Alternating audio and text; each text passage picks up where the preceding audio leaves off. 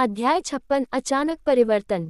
धीरे धीरे आंखें खुली तो एक छोटा सा संकरा और धूल भरा कमरा नजर आया। हल्की सी जम्हाई लेते हुए मैंने अपना शरीर ऊपर उठाया और अपने पैरों पर खड़ी हो गई। सोई हुई आलिया की आकृति बिस्तर पर लेटी हुई दिखाई दे रही थी। उसकी नीली उत्तम पोशाक अस्त व्यस्त थी और उसकी लंबी बर्फ सी सफेद जांघ भी काफी हद तक दिख रही थी। उसके लंबे कमर तक लंबे रेशमी हरे बाल बिखरे हुए थे और उसके चेहरे के ज्यादातर हिस्से को ढके हुए थे। उसे एक नज़र देखने के बाद मैंने लकड़ी की खिड़की खोल दी ताकि कमरे में धूप आ सके। हम उद्धरण चिन्ह। आलिया के चेहरे पर सूरज की रोशनी पड़ी और उसने अपनी पन्ने जैसी आंखें खोल दी। सूरज की रोशनी के कारण उसने तुरंत अपना चेहरा ढक लिया और सूरज की रोशनी को रोक लिया। ओह, तो तुम जाग रहे हो? मैंने थोड़ी हैरानी भरी आवाज में पूछा। मम, मैं थोड़ी देर और सोना चाहता हूँ। जब आप सो रहे थे तो मैं देर रात तक आपसे मन इकट्ठा करता रहा। उद्धरण चिन्ह। उसने नींद भरी आवाज में समझाया। उसका हाथ उसकी आधी सोई हुई आंखों को रगड़ रहा था। ये देखकर मैं हंसे बिना नहीं रह सका। क्या आत्माएं बिना नींद के बिल्कुल ठीक नहीं रहती? खैर, अब हमारे चलने का समय हो गया है। मैं अंधेरा होने से पहले उन 9 पूंछ वाले जानवरों को ढूंढना चाहता हूँ। मैंने खिड़की की तरफ देखते हुए कहा। बाहर का खूबसूरत नज़ारा मेरी आंखों में उतर आया। इस तरह गौर से देखने पर मुझे एहसास हुआ कि गांव की फसलों की हालत कितनी खराब थी। उन पौधों को देखकर ऐसा लगता है जैसे उन्हें वर्षों से पानी नहीं मिला है। खेत की हालत देखते हुए मुझे ऐसा ही लगा। पौधे साफ तौर पर मुरझा रहे थे। पूरा खेत ऐसे सूख गया था मानो बनने के बाद से उसमें कभी पानी ही न गया हो। जब मैंने आसमान की ओर देखा तो पाया कि गांव के आसपास कहीं भी एक भी काला बादल नहीं था, जबकि इसके विपरीत पहाड़ की चोटियों के शीर्ष पर कई काले बादल छाए हुए थे। मुझे लगता है कि हमें जाने से पहले कृषि विकास में उनकी मदद करनी चाहिए। मैंने मन ही मन बुदबुदाया। तुमने कुछ कहा? आलिया अपनी अस्त व्यस्त ड्रेस ठीक कर रही थी, तभी अचानक उसने पूछा। नहीं, यह ऐसी बात नहीं है जिसके बारे में हमें अभी चिंता करनी चाहिए। मैं जाकर नहा लूं, फिर हम चलेंगे। प्रवेश द्वार के बगल में स्थित छोटे बाथरूम की ओर जाने से पहले मैंने कहा, तारानकन तारानकन तारानकन। 5 मिनट तक नहा धोकर मैं आखिरकार बाथरूम से बाहर निकली। वहां आलिया का चेहरा मेरी नजर में आया। उद्धरण चिन्ह डॉट डॉट डॉट। तुमने अपना रूप क्यों बदला? मैंने कुछ उलझन भरे लहजे में पूछा। वहां आलिया की आकृति थी जिसने गुलाबी रंग की मिनीस्कर्ट पहनी हुई थी जो उसके घुटनों से थोड़ी ऊपर तक पहुंच रही थी, और नारंगी रंग की बिना आस्तीन की शर्ट पहनी हुई थी जो उसकी स्कर्ट के साथ खूब जंच रही थी। उसके चमकीले हरे बाल 2 पोनीटेल में बंधे थे और उसकी पीठ पर लटक रहे थे। ये देखकर मेरा मुंह खुला का खुला रह गया। क्या हुआ? मैं अच्छी नहीं लग रही हूँ।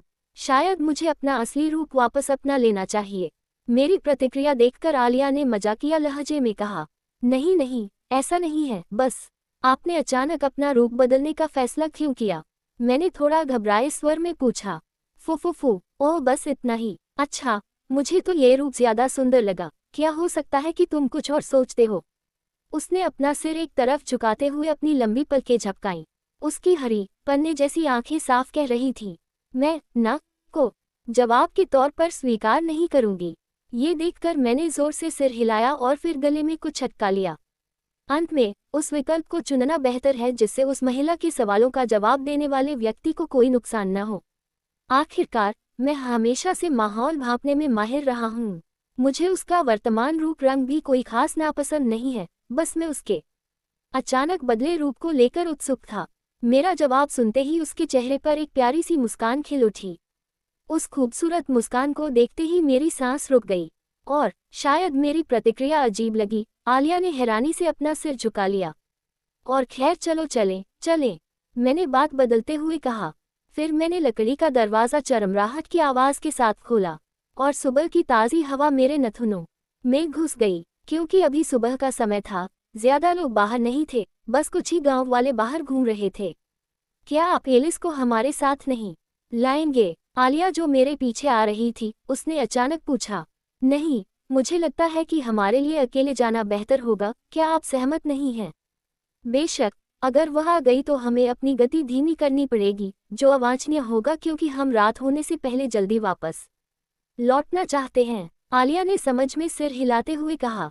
इस तरह हम जल्दी जल्दी गांव की बाहरी परिधि की ओर बढ़े। एक मोटी पेड़ की टहनी से लटके तीनों साहसी लोगों का भद्दा नज़ारा दिखाई देने लगा।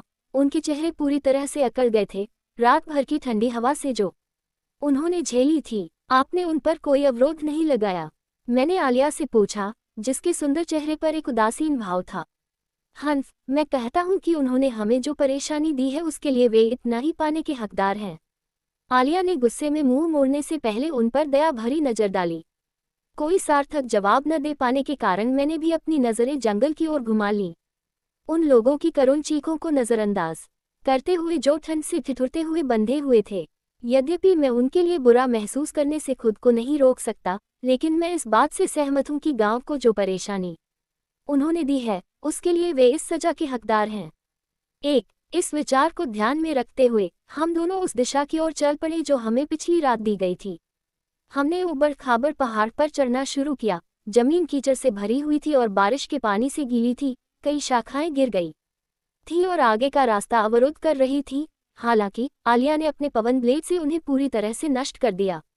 पैदल चलने के लिए एक आसान रास्ता बनाते हुए वातावरण बेहद शांत था, सिवाय कभी कभार पक्षियों की आवाज़ या जंगली जानवरों की दहाड़ के पेड़ों की शाखाओं की सरसराहट, जो कभी कभी लगातार हवा के कारण हिलती रहती थी, भी कानों तक पहुंच रही थी। हमारी यात्रा अधिकांशतः सुचारू रही, जब तक कि हम अंततः पहाड़ी की तलहटी तक नहीं पहुंच गए। ये तो बहुत लंबी पैदल यात्रा जैसा लग रहा था। उद्धरण चिन्ह। आलिया ने हल्की सांस छोड़ते हुए बुदबुदाया। हम पूरी यात्रा में लगातार एक के बाद एक पहाड़ चढ़ते रहे थे। हालांकि यह सिर्फ 2 घंटे का रास्ता था, पर यह काफी लंबा लग रहा था। फिर मैंने अपने बैग से पानी की बोतल निकाली और आलिया को दे दी। आलिया ने धीरे से पानी की बोतल ली और उसे अपने मुंह पर रख लिया, जिससे उसका सूखा गला तर हो गया। 20 सेकंड तक पीने के बाद उसने आखिरकार बोतल मुंह से निकाली और उसके मुंह से एक ताज़ा आह निकली। फिर मैंने अपनी प्यास बुझाने के लिए बोतल ले ली। अचानक तापमान गिरने से मेरा शरीर सिहर उठा। हालांकि कुछ देर पहले तो गर्मी थी। जब मैंने आसपास नजर दौड़ाई तो देखा कि चारों तरफ बर्फ और हिम के निशान बिखरे पड़े हैं। ये देखकर मेरी आंखें चौड़ी हो गईं। मंदिर यही कहीं होना चाहिए, है न? हाँ, गांव के मुखिया के अनुसार इन इलाकों में कहीं न कहीं एक विशाल मंदिर होना चाहिए। मैंने बोतल वापस बैग में रखते हुए जवाब दिया। फिर हम उस मंदिर की तलाश में निकल पड़े जहां 9 पूंछ वाले जानवर रहते थे। आलिया और मैं अलग अलग होकर उस मंदिर की तलाश में निकल पड़े जिसके बारे में हमें बताया गया था।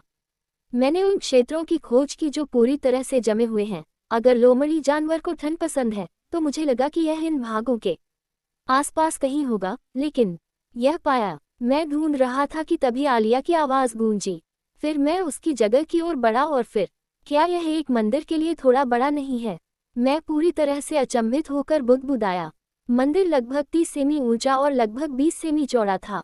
पूरा मंदिर पूरी तरह नीला था और बर्फ से ढका हुआ था जो क्रिस्टल से बना हुआ प्रतीत होता था। सूर्य की प्रचंड किरणों से मंदिर जगमगा रहा था। मंदिर के दोनों ओर लोबली की 2 मूर्तियां भी थीं। वास्तव में मैं किसी मंदिर से ऐसी अपेक्षा नहीं करता।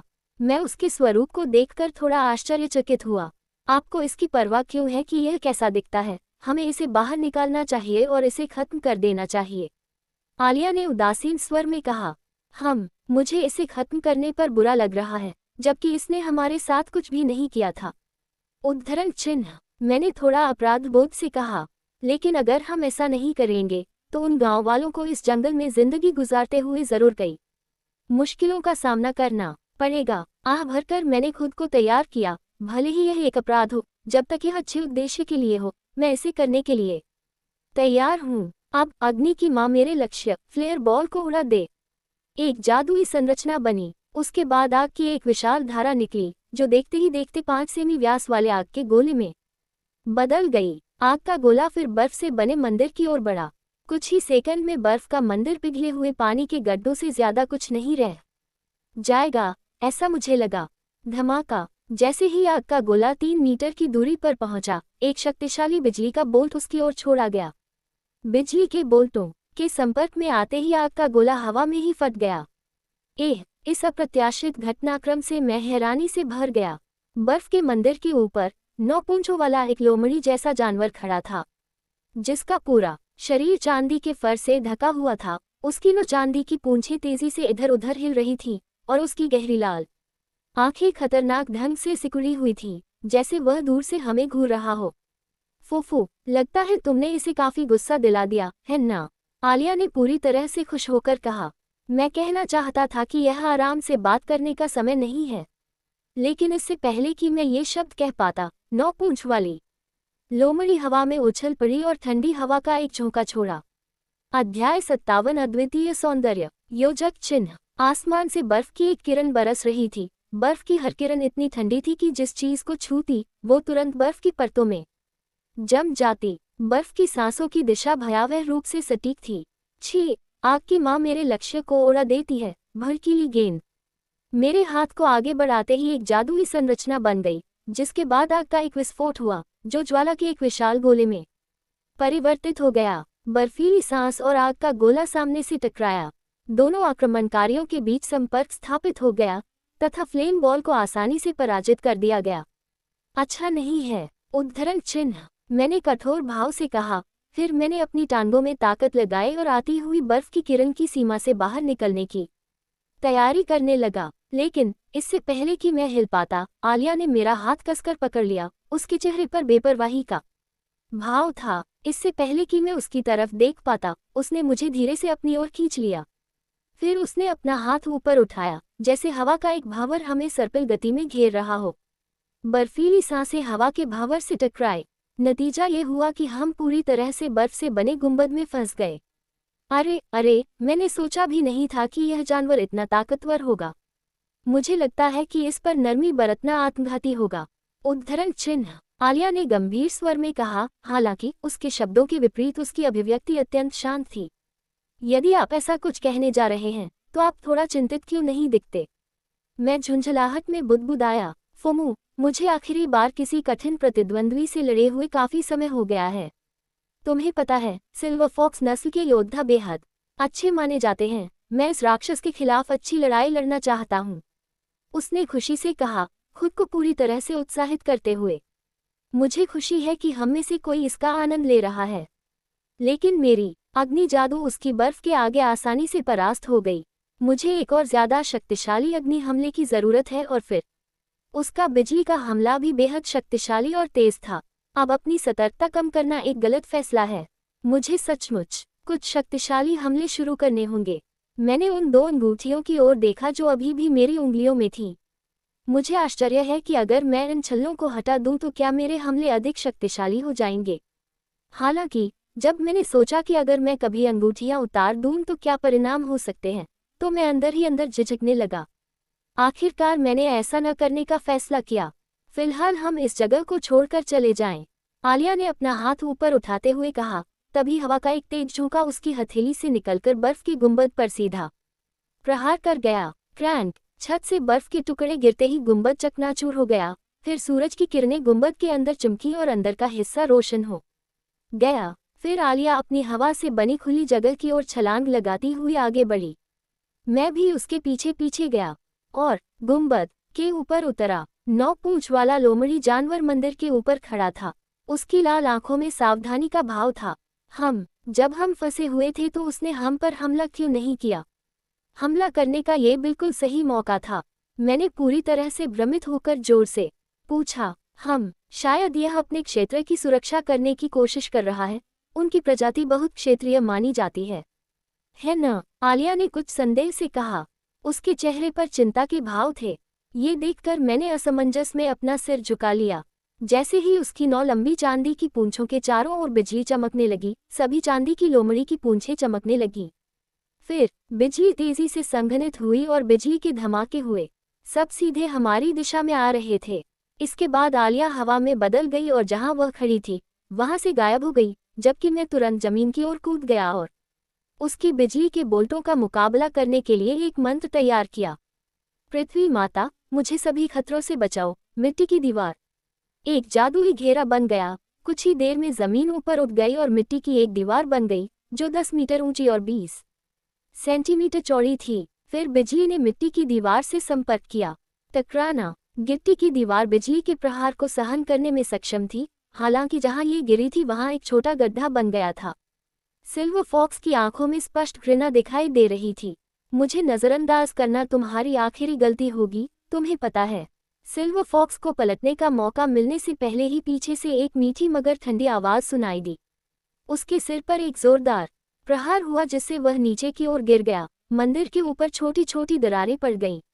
आलिया की मुट्ठी, जो उस समय सिल्वर फॉक्स के सिर पर लगी हुई थी, उसने हवा का एक भाला बनाया और फिर बेरहमी से सिल्वर फॉक्स के नीचे रखे हाथ में वार कर दिया। दहाड़ उसके मुंह से एक तेज दर्दनाक चीख निकली। जमीन से ये दृश्य देखकर मैं उस सिल्वर फॉक्स के लिए थोड़ा तरस खाए बिना नहीं रह सका, जो दर्द से ऐसे मुंह बना रहा था मानो किसी भयानक यातना से गुजर रहा हो। स्वश्टिल्ड 9 चांदी की पूंछें ब्लेड की तरह तेजी से लहरा रही थीं और आलिया पर हमला कर रही थी जहां वह खड़ी थी। हालांकि आलिया अपनी ओर आ रही 9 पूंछों से बचते हुए नीचे की ओर कूद गई। पृथ्वी माता, मेरे लक्ष्य पर प्रहार करो। पृथ्वी भाले। जमीन पर एक जादुई घेरा बन गया और कई मिट्टी के खंभे ऊपर की ओर उठ गए। हालांकि सिल्वर फॉक्स की ओर बढ़ते हुए मानो आने वाले खतरे को भांपकर सिल्वर फॉक्स ने अपनी ओर आ रहे हमले से बचने के लिए छलांग लगाने की कोशिश की।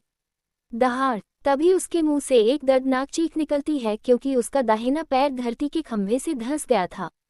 आलिया के पिछले वार से हुए छुरा घोंपने के दर्द के कारण वह जमीन से उठ रहे अनगिनत धरती के खंभों से बच नहीं पाया और इस तरह उसके पैर छलनी हो गए। जैसे ही सिल्वर फॉक्स मंदिर के ऊपर से जमीन पर गिरा, जमीन खून से रंग गई। सिल्वर फॉक्स हमें घूरता रहा मानो हमें कोस रहा हो। उसने एक बार फिर खड़े होने की कोशिश की, लेकिन दर्द के मारे गिर पड़ा। लानत है तुझ पर, लानत है तुझ पर मानव। सिल्वर फॉक्स नफरत से चिल्लाया। रुको, क्या इसने अभी बात की?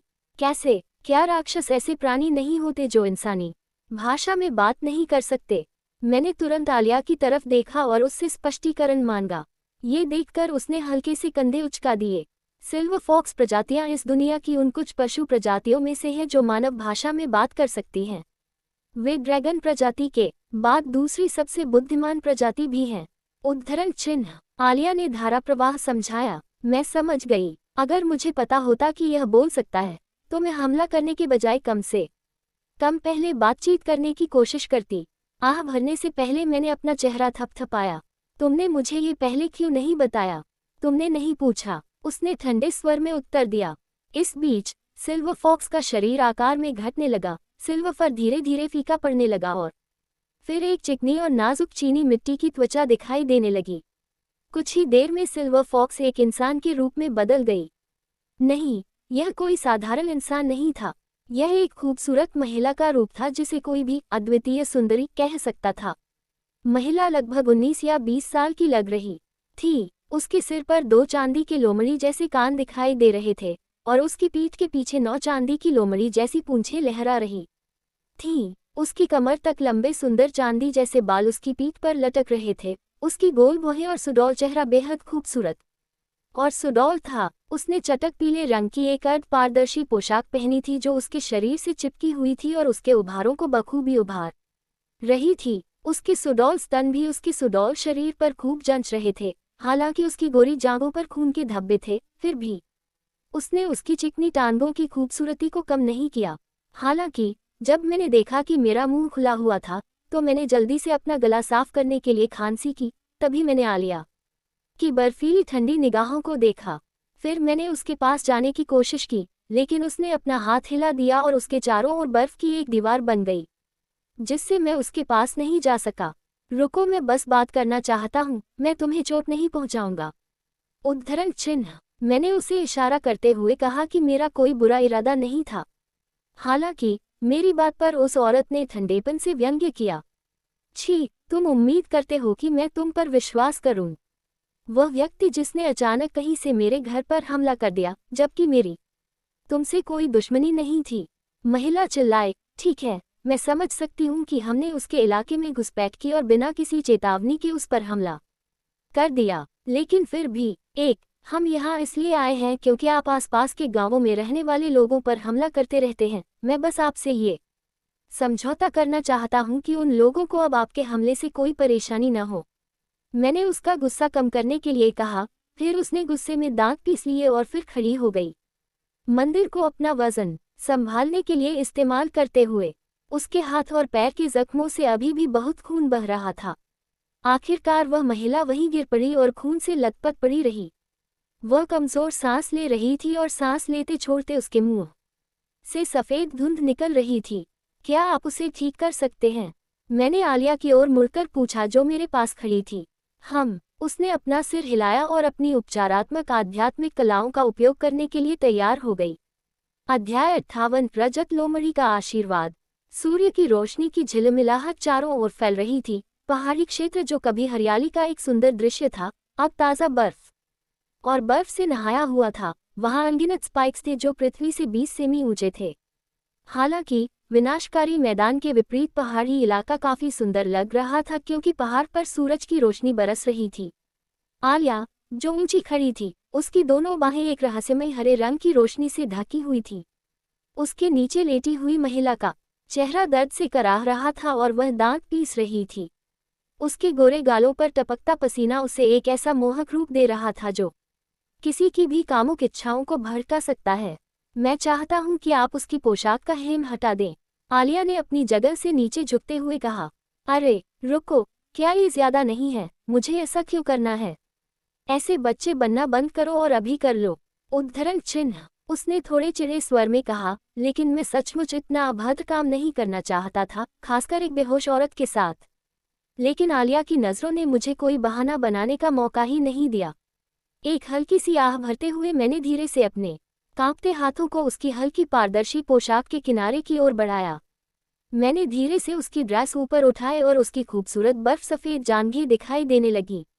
ये देखकर मेरी सांस अनजाने में ही रुक गई। उसकी चिकनी जांघों की मुलायम बनावट मेरी हथेली पर पहुंच गई। हालांकि उसकी चिकनी त्वचा आम इंसानों की तुलना में थोड़ी ठंडी थी। ये देखकर मेरी आंखें चौड़ी हो गईं और मैंने उसकी बर्फ सफ़ेद जांघों को देखा जो उसकी ड्रेस के नीचे थोड़ी सी दिखाई दे रही थी। तुम्हारे मन में कोई अश्लील विचार तो नहीं आ रहे हैं ना? आलिया ने पूछा। उसकी आवाज़ कुछ धमकी भरी थी। नहीं नहीं, ये केवल आपकी कल्पना है। उद्धरण चिन्ह, मैंने घबरा कर कहा। आलिया ने अपना हाथ अपने पैर के जख्म वाले हिस्से की तरफ बढ़ाया। वहाँ एक बड़ा जख्म था और उसकी गोरी जांघ पर खून और मांस लगा हुआ था। जैसे ही आलिया ने अपने हाथ ठीक उसी जगह रखे, रहस्यमयी रोशनी उस महिला की जांघ की ओर बढ़ी। जैसे जैसे महिला का मांस खुद ब खुद ठीक होने लगा, रोशनी बढ़ती गई और फिर बड़ा घाव धीरे धीरे कम होने लगा। जल्द ही उसकी जांघ का घाव पूरी तरह से भर गया और बस खून के ताज़ा धब्बे रह गए।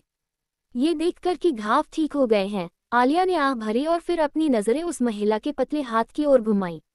सचमुच आपका हमला बहुत निर्दयी था। उद्धरण चिन्ह, मैंने कुछ व्यंग्यात्मक लहजे में कहा। ये कहना है उस आदमी का जिसने सचमुच उसकी जांघ में छेद कर दिया। आलिया ने तीखी निगाहों से जवाब दिया। मेरे पास इसके लिए कोई बहाना नहीं है। मुझे पता है कि जब वह होश में आएगी तो मुझे उससे माफ़ी मांगनी पड़ेगी। आलिया ने उस महिला का हाथ कसकर पकड़ लिया। रहस्यमयी रोशनी एक बार फिर महिला के हाथ की ओर बढ़ी और घाव ने उसकी जांघ की तरह ही प्रक्रिया शुरू कर दी। जब उसकी सारी चोटें ठीक हो गई तो आलिया ने बैठते हुए अपनी मांसपेशियों को आराम दिया। मुझे अभी भी समझ नहीं आया कि सिल्वर फॉक्स यहाँ क्यों है, आलिया ने धीरे से कहा। उसका चेहरा चिंतनशील भाव से भरा हुआ था। क्या आप उसके बारे में कुछ जानते हैं? मैंने उत्सुकता से पूछा, लेकिन आलिया ने इनकार में सिर हिला दिया। मुझे उसके बारे में तो नहीं पता, लेकिन बहुत समय पहले एक बार मेरी सिल्वर फॉक्स प्रजाति से मुलाकात हुई थी। जहाँ तक मुझे याद है, वे एक घमंडी प्रजाति थी जो दुनिया के उत्तरी हिस्सों में रहती थी। वे ऐसी प्रजाति नहीं थी जो इंसानों के इलाके में आ जाती, उसने समझाया। मैं समझता हूँ, हो सकता है कि वह अलग हो, कौन जाने, शायद वह दुनिया से दूर रहकर थक गई हो, मैंने इशारा करते हुए कहा। हालांकि मुझे नहीं पता कि इस दुनिया की हर जाति एक दूसरे को किस नज़र से देखती है, लेकिन चाहे वो किसी भी जाति की हो, आखिरकार वो सभी अपनी अपनी जीवधारी हैं। बाकी दुनिया को जानने और दूसरे लोगों से मिलने की चाहत होना स्वाभाविक था। नहीं, तुम गलत हो। सिल्वर फॉक्स जाति इंसानों को नीची नज़र से देखती है। जब मैंने उन्हें आखिरी बार देखा था तो उनमें इंसानों से जुड़ने की न तो कोई दिलचस्पी थी और न ही कोई इरादा, इसलिए मुझे शक है कि ऐसा है। और इस पंख वाले पंखे पर मुख्य परिवार की छाप भी है। ऐसा हो ही नहीं सकता कि मुख्य परिवार के किसी सदस्य को मुखिया द्वारा कबीले को छोड़ने की इजाज़त कभी दी जाए। उसने महिला के कपड़ों के अंदर छिपे पंख वाले पंखे को बेसुध होकर देखते हुए कहा। अभी तक मुझे इस पर ध्यान नहीं आया था। गौर से देखने पर लगता है कि यह वाकई बहुत अच्छी क्वालिटी का पंख वाला पंखा है। अरे, क्या तुम मुझे उस मुख्य परिवार के बारे में समझा सकते हो जिसके बारे में तुम बात करते रहते हो? कबीला क्यों होता है, और क्या मुख्य परिवार से आने वाले लोग विशेष होते हैं? मैंने उत्सुकता से पूछा। 100 साल से भी ज्यादा पहले मैं एक बार उत्तरी क्षेत्र की ओर गया था। वहाँ एक जगह थी जिसे फ्रोजन डैन कहा जाता था। यही वो जगह थी जहाँ वे सभी रहते थे। उस समय मैं ये देखकर सचमुच हैरान था कि उस जगह का गांव कितना उन्नत था। लेकिन मेरी एक सिल्वर फॉक्स पुरुष से थोड़ी बहस हो गई, जो मेरे साथ छेड़खानी करना बंद नहीं कर रहा था। अंत में मुझे उस कबीले की बुजुर्ग महिला के पास लाया गया और उसके साथ एक बनावटी युद्ध हुआ। वह वाकई एक मजबूत योद्धा और काबिल महिला थी, हालांकि फिर भी उसकी तुलना मेरी पत्नी से नहीं की जा सकती थी। उद्धरण चिन्ह। उसने अपनी दयनीय छाती गर्व से फुलाते हुए समझाया। ये देखकर मैंने धीरे से आह भरी। ये और भी दयनीय है कि तुम दूसरों के बारे में बात करते हुए भी खुद को अच्छा कैसे दिखाते रहते हो। उद्धरण चिन्ह। खांसी। हमारी नकली लड़ाई मेरी जीत में समाप्त हुई और बुजुर्ग मेरी शानदार क्षमता से इतने चकित हुए कि हम अच्छे दोस्त बन गए। तब से लोगरी जाति के साथ मेरे अच्छे संबंध थे और मैं समय समय पर उनसे मिलने भी जाता था। हालांकि 300 साल पहले हुए युद्ध के बाद मेरा उनसे संपर्क टूट गया। आलिया ने बताया कि आखिर में उसके चेहरे पर थोड़ी उदासी छा गई थी। मुझे लगता है कि वो उस बुजुर्ग की बहुत अच्छी दोस्त थी, है ना? मुझे आश्चर्य है कि वो कैसी दिखती होगी। लोमड़ी जाति की मन में छवि बनाने के लिए मैंने उस औरत के शरीर को देखा। हालांकि मेरी नज़र अवचेतन रूप से उस औरत के भरे हुए स्तनों पर गई, जो उसकी अपनी सांसों की लय के साथ बेतरतीब ढंग से ऊपर नीचे हो रहे थे। धिक्कार है, मैं इसके बारे में क्यों सोचता रहता हूँ? ऐसा तो नहीं हो सकता कि मैं गुप्त रूप से विकृत व्यक्ति हूँ, है ना? नहीं, ऐसा नहीं हो सकता। एनएन, क्या आप ठीक हैं? हाँ, इसकी चिंता मत करो। उद्धरण चिन्ह। मैंने कुछ अजीब तरीके से कहा। खांसी। क्या आप मुझे मुख्य परिवार के बारे में कुछ बता सकते हैं? निश्चित रूप से, सामान्य सिल्वर फॉक्स की तुलना में मुख्य परिवार थोड़ा विशेष है। उदाहरण के लिए विशेष कैसे? आलिया ने समझाते हुए अपना हाथ अपनी थोड़ी के नीचे रखा। उन सभी में अपने आकार को बढ़ाने या घटाने की अनोखी क्षमता है। दूसरों की तुलना में उनमें थोड़ा ज्यादा मन भी है और साथ ही उन्हें इस दुनिया का आशीर्वाद भी प्राप्त है। अब वह आशीर्वाद क्या था? आलिया ने गहरी सोच में खोई हुई अपनी आंखें बंद करते हुए एक विचारशील भाव बनाया। अतीन्द्रिय दर्शन। उद्धरण चिन्ह। एक नर्म और स्पष्ट आवाज सुनाई दी।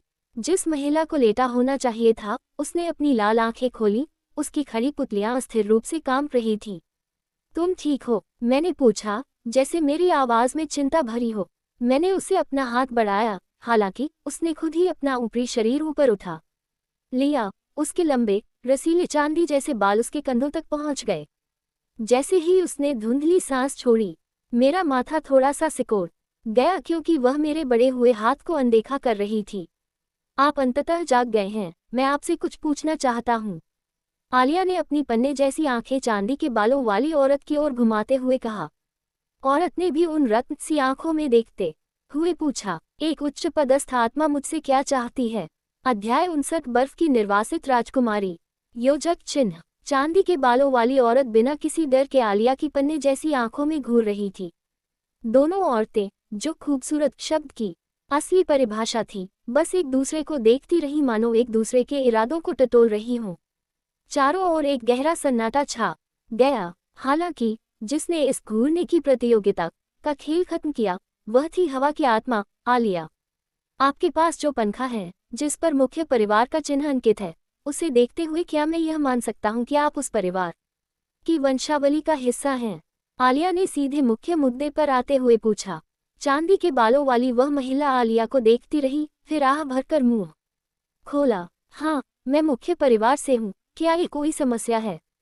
महिला ने उत्सुकता से सिर हिलाते हुए पूछा। खैर, यह इस बात पर निर्भर करता है कि आप यहाँ क्यों आए हैं। अब क्या आप मुझे बता सकते हैं कि मुख्य परिवार का कोई व्यक्ति बिना किसी सुरक्षाकर्मी या संरक्षक के यहाँ क्यों आया है? पूछते हुए आलिया की आंखें तेज हो गईं। क्या आपको नहीं लगता कि आप बहुत ज्यादा जिज्ञासु हैं, यहाँ तक कि एक उच्च पदस्थ आत्मा के लिए भी बेशर्मी की एक सीमा होनी चाहिए, औरत ने चिढ़कर नाक से हाँफते हुए जवाब दिया। ये सुनकर आलिया के चेहरे के भाव और भी तीखे हो गए। ओह, आपकी प्रतिक्रिया को देखते हुए लगता है कि आप मुख्य अधिकारी की अनुमति के बिना यहाँ आए हैं, क्या मैं सही हूँ? या शायद कुछ और हुआ होगा, कुछ ऐसा जिसके बारे में बात करने में आपको शर्म आ रही हो। आलिया ने अनुमान लगाया और अपनी तर्जनी उंगली से अपने सामने के बालों के साथ प्यारी सी हरकत की। छी, चांदी के बालों वाली महिला ने अपनी जीभ चिटकाए, उसकी अभिव्यक्ति झुंझलाहट से भरी हुई थी। उद्धरण चिन्ह, मैं उस जगह कभी वापस नहीं जाना चाहता, मैं अपने आप में ठीक हूँ। औरत धीमी आवाज में कुछ बुदबुदा रही थी। यह एक धीमी बुदबुदाहट थी जो आसानी से सुनाई नहीं देती, लेकिन मेरी सुनने की शक्ति जादुई थी, इसलिए मैंने उसकी बात समझ ली। तो आखिरकार कुछ तो हुआ ही था। क्या आप मुझे बता सकती हैं कि आपके और आपके घर के साथ वास्तव में क्या हुआ? क्या कोई कारण है कि आप वापस नहीं जाना चाहती? मैंने पूछा। मैं नहीं चाहता था कि मुझे दखलंदाजी करते हुए देखा जाए क्योंकि यह परिवार के बीच का मामला था, लेकिन लोमड़ी परिवार के बीच के रिश्ते को देखकर मेरी जिज्ञासा बढ़ रही थी। महिला ने नाराजगी में अपनी भौहें सिकोड़ लीं और मुंह खोलने से पहले एक थका हुआ सा आह भरा। अतीन्द्रिय दर्शन का आशीर्वाद मेरे कुल के मुख्य परिवार में पीढ़ियों से चला आ रहा है। कई पीढ़ियों से मुख्य परिवार में एक भी ऐसा बच्चा पैदा नहीं हुआ जिसके पास यह वरदान न हो। हालांकि मैं बोलते हुए उसकी आवाज़ भावुक लग रही थी, लेकिन उसके भाषण का आखिरी हिस्सा कमज़ोर पड़ गया था और सुनाई नहीं दे रहा था, मानो मच्छर के रोने की आवाज़ हो। मैं समझ गया। अब जब आपने इसका जिक्र किया है, तो मैंने मुख्य परिवार के किसी भी बच्चे को उस आशीर्वाद के बिना नहीं देखा है। आलिया ने समझते हुए गुनगुनाया और विचारमग्न भाव से अपना सिर ऊपर नीचे हिलाया। क्या आप बता सकते हैं कि दिव्य दृष्टि का आशीर्वाद क्या करता है? मैं जानता हूं कि आशीर्वाद वास्तव में दुनिया द्वारा आपको दी गई शक्तिशाली क्षमताएं हैं, लेकिन दिव्य दृष्टि वास्तव में क्या करती है?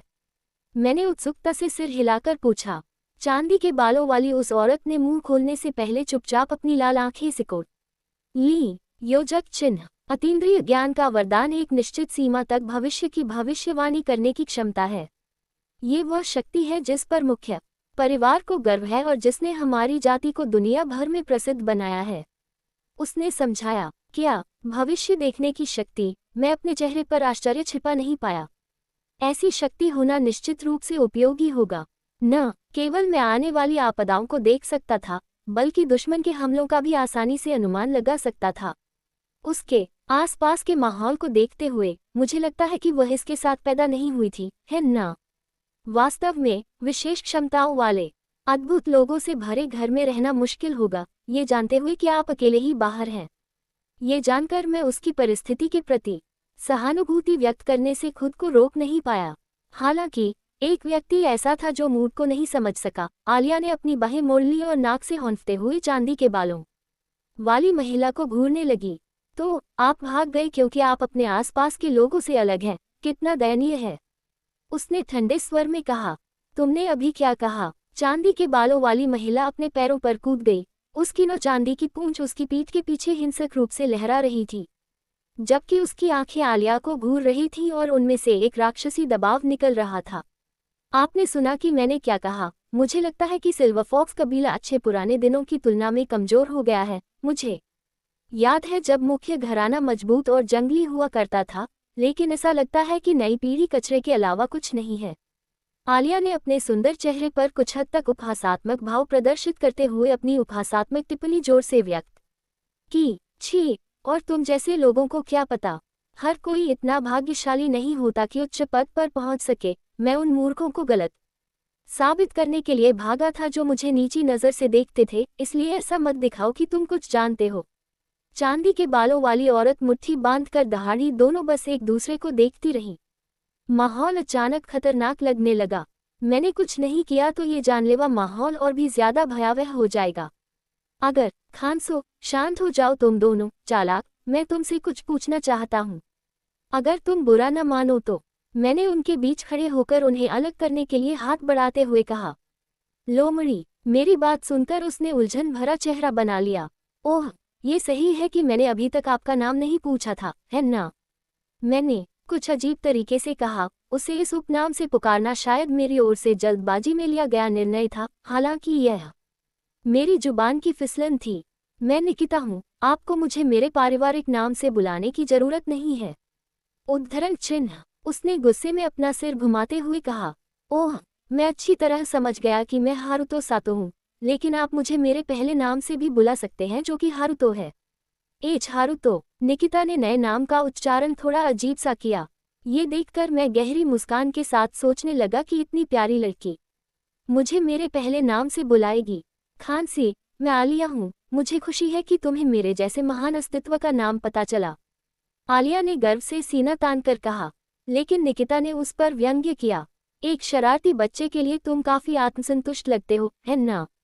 चुप रहो, ये बच्चा तुमसे सैकड़ों गुना ज्यादा जी चुका है। आलिया ने तीखी प्रतिक्रिया दी। हालांकि निकिता आलिया को ही देखती रही, जो उससे कम 2 सेंटीमीटर छोटी थी।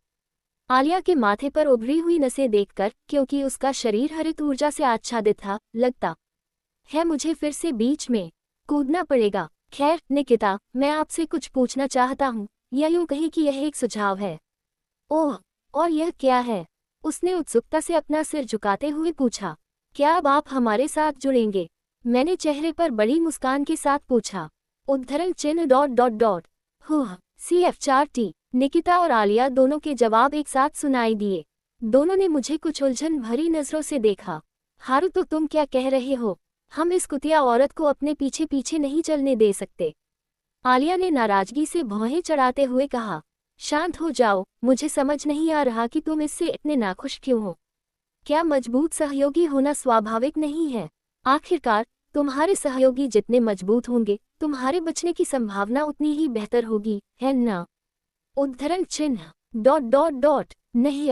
आलिया ने अपने होंठ चबा लिए और कोई जवाब नहीं दे पाई। इसके बजाय उसने अपनी नजरें निकिता की ओर घुमा ली, जो विचारों में खोई हुई थी। चलो, अभी एक नकली युद्ध करते हैं। यदि तुम जीत गए या कम से कम मेरे शरीर पर एक भी वार कर पाए तो मैं तुम्हें एक योग्य साथी मान लूंगा। यदि तुम हार गए तो मैं तुम्हें फिर से मेरे हारुतो के पास जाने से मना कर दूंगा। अल्पविराम। आलिया ने निकिता की तरफ तर्जनी उंगली दिखाते हुए जोर से कहा। निकिता अपने मन की बात मनवा रही थी, लेकिन आलिया की बेबाक घोषणाएं सुनकर लगता है कि उसने अपना फैसला कर लिया था। बहुत अच्छा, मुझे तुम्हें जमीन पर पटकने में मजा आएगा, उसने चेहरे पर निडर मुस्कान के साथ जवाब दिया। ऐसा लगता है कि अब उन्हें रोकने के लिए बहुत देर हो चुकी है, लेकिन मैं, माए हारुतो, भाग में कुछ कहना चाहता था, लेकिन मैंने उनके बीच के माहौल को बिगाड़ने का निर्णय नहीं लिया। तारानकन तारानकन तारानकन। अब दोनों सुंदरियां हरियाली से लहलहाती धरती पर 10 फीट की दूरी पर एक दूसरे को निहार रही थीं। ठीक है, तुम दोनों अपने विरोधियों को हराने के लिए कोई भी तरीका अपना सकते हो। हालांकि अपने विरोधियों को मारना मना है, और कृपया जरूरत से ज्यादा इलाके को बर्बाद मत करो। उद्धरण चिन्ह सही। फुफुफु। देखते हैं नई पीढ़ी पुरानी पीढ़ी के मुकाबले कैसा प्रदर्शन करती है। आलिया ने कहा कि उसकी आवाज में लड़ने का जोश भरा हुआ है। उद्धरण चिन्ह ... जाना। स्वश टिल्ड।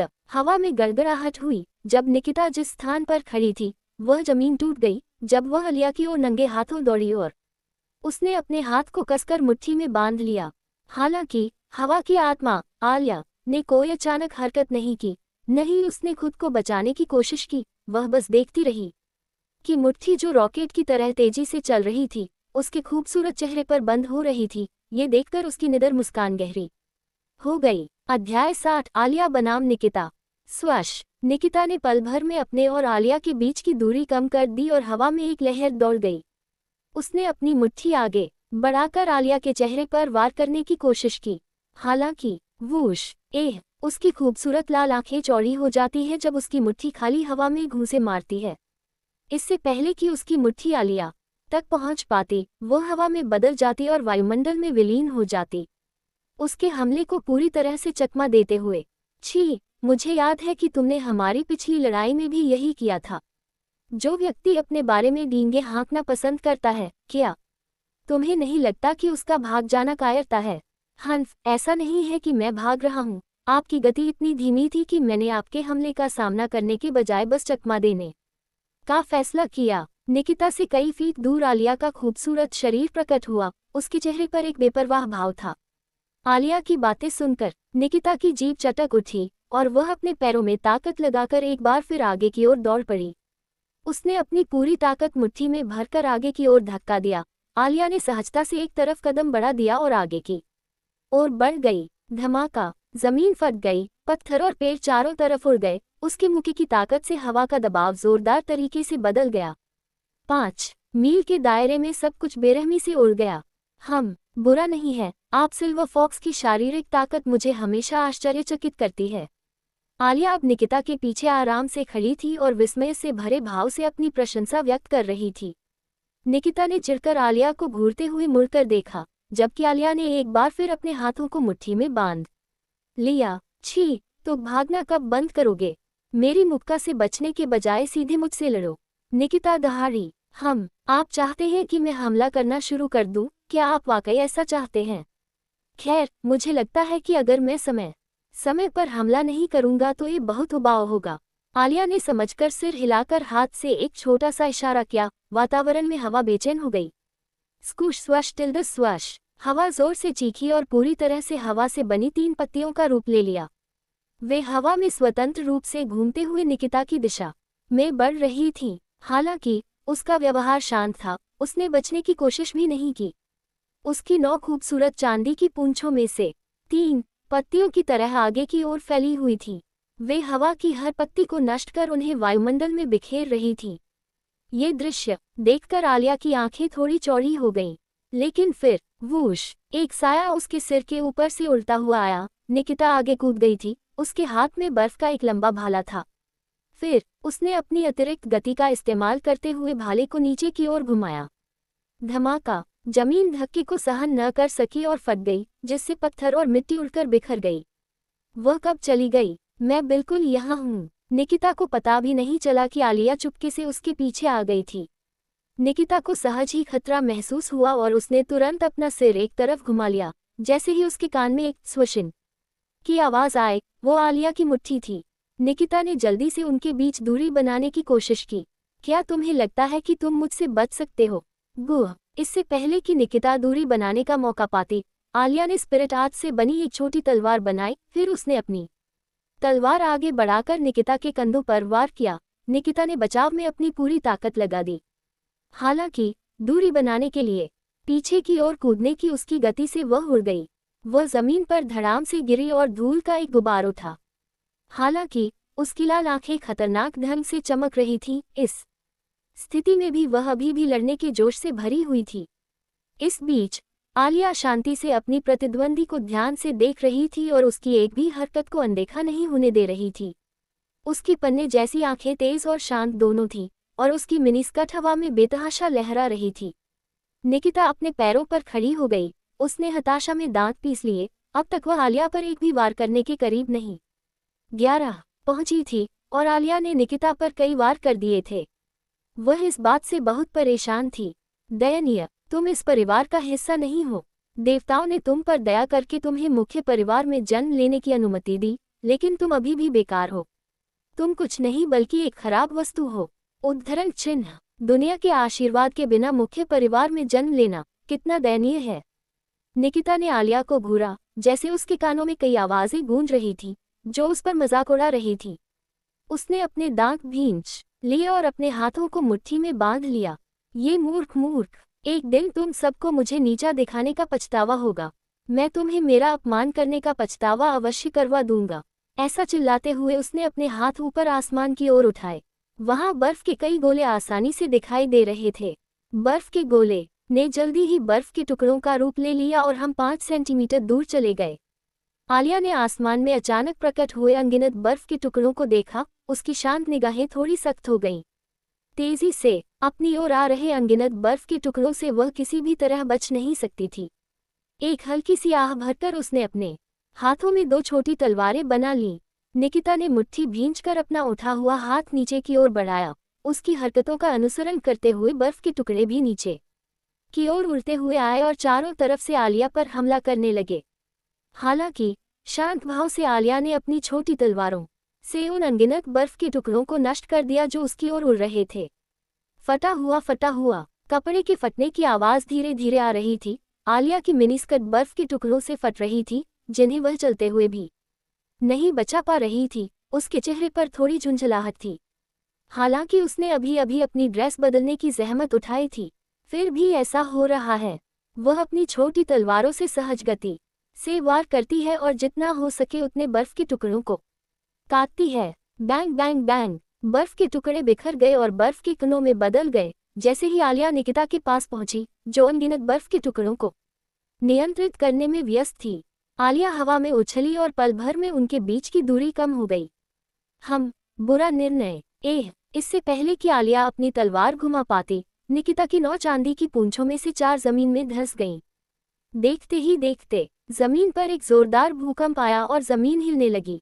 जमीन से कई बिजलियां कौंधी और बादलों से घिरे आसमान को चीरती हुई घने बादलों को ऐसे तितर बितर कर दिया जैसे हवा से कोहरा उड़ जाता है।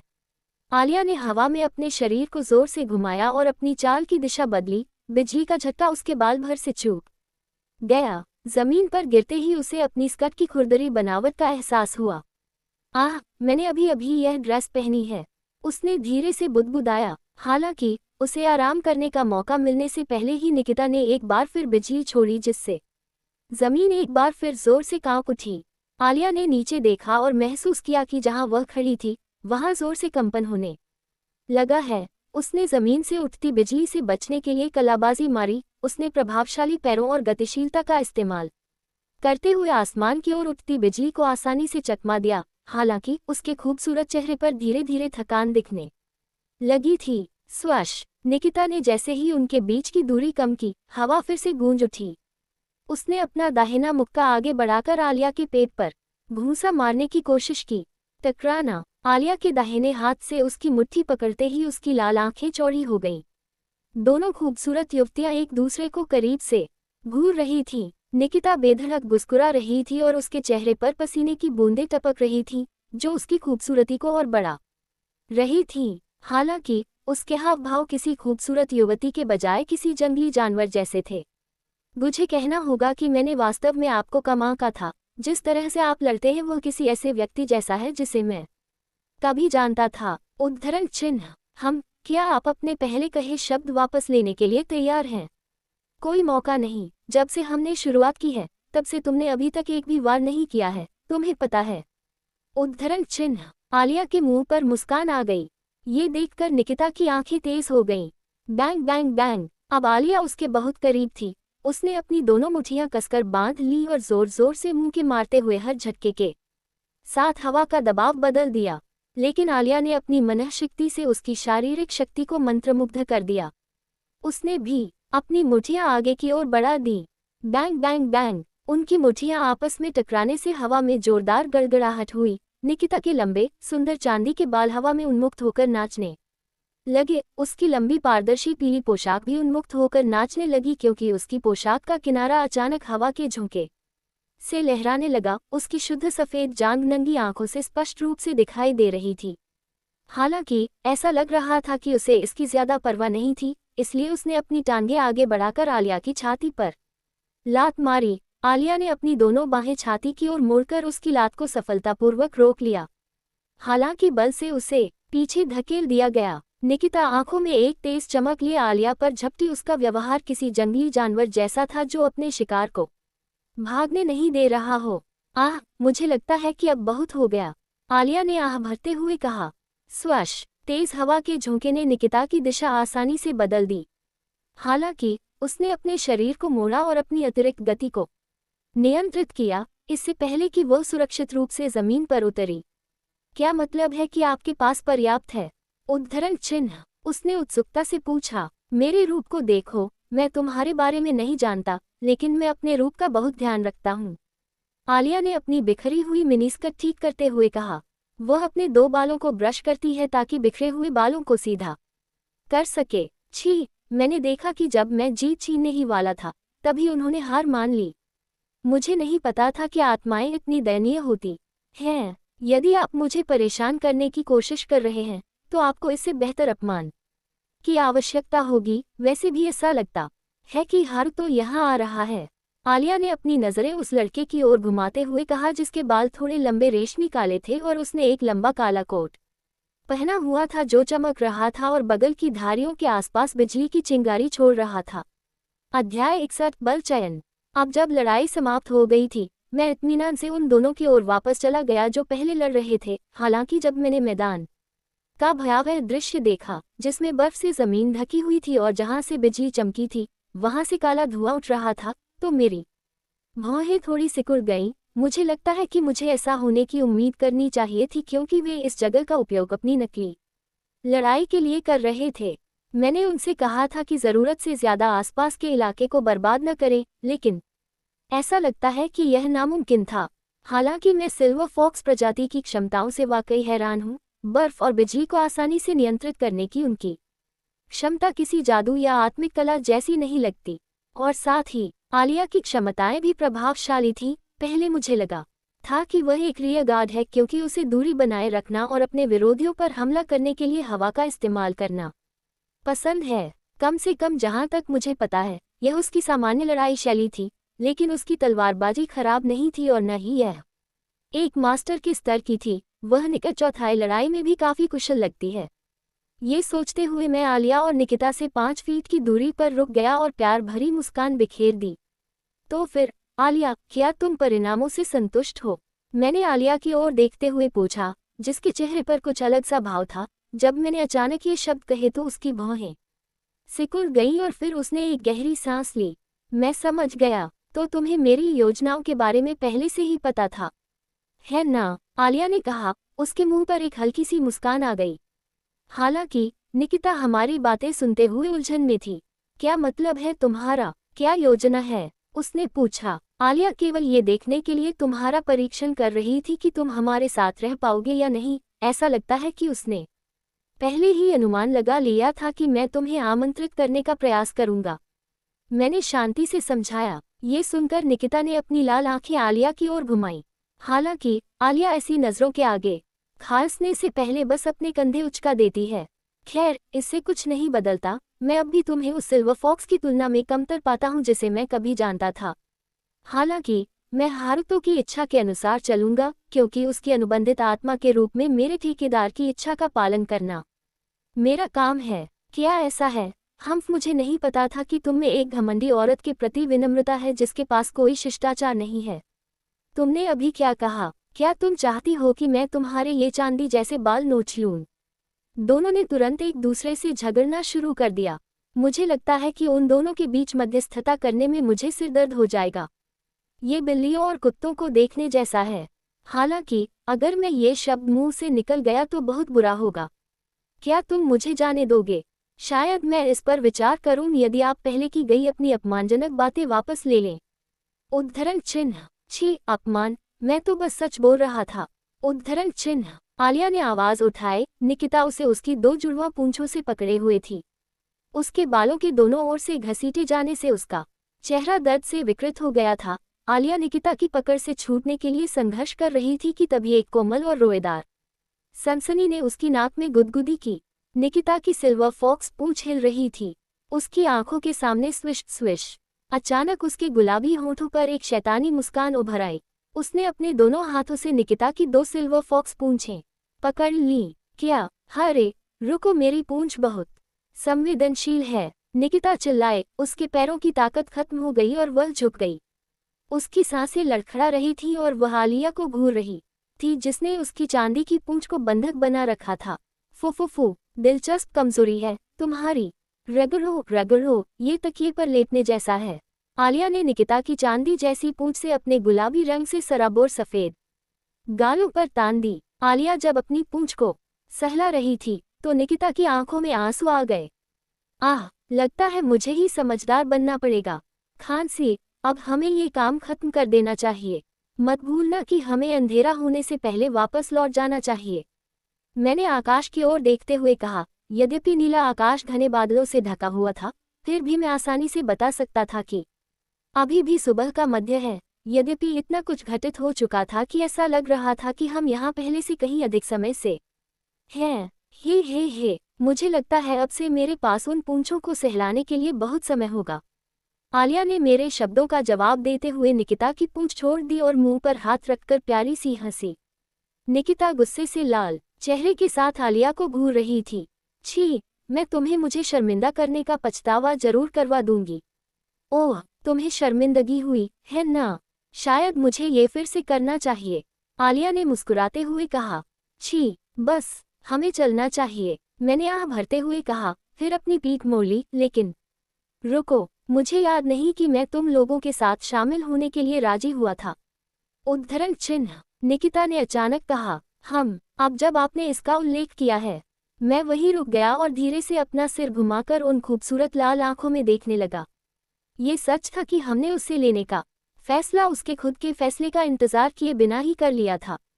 हालांकि मुझे पता है कि यह मेरी थोड़ी बेशर्मी है, लेकिन मैं न को जवाब के तौर पर नहीं लूंगा। हम यहाँ सिर्फ उस जानवर का सफाया करने आए थे जो नीचे रहने वालों पर हमला कर रहा था। हमने इनाम भी पहले ही स्वीकार कर लिया है, इसलिए पीछे हटने का कोई सवाल ही नहीं है।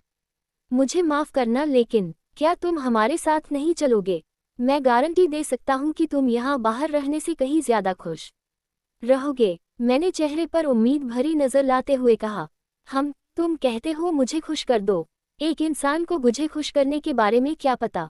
और तुम्हारे साथ रहने से मुझे किसी भी तरह से क्या फायदा होगा?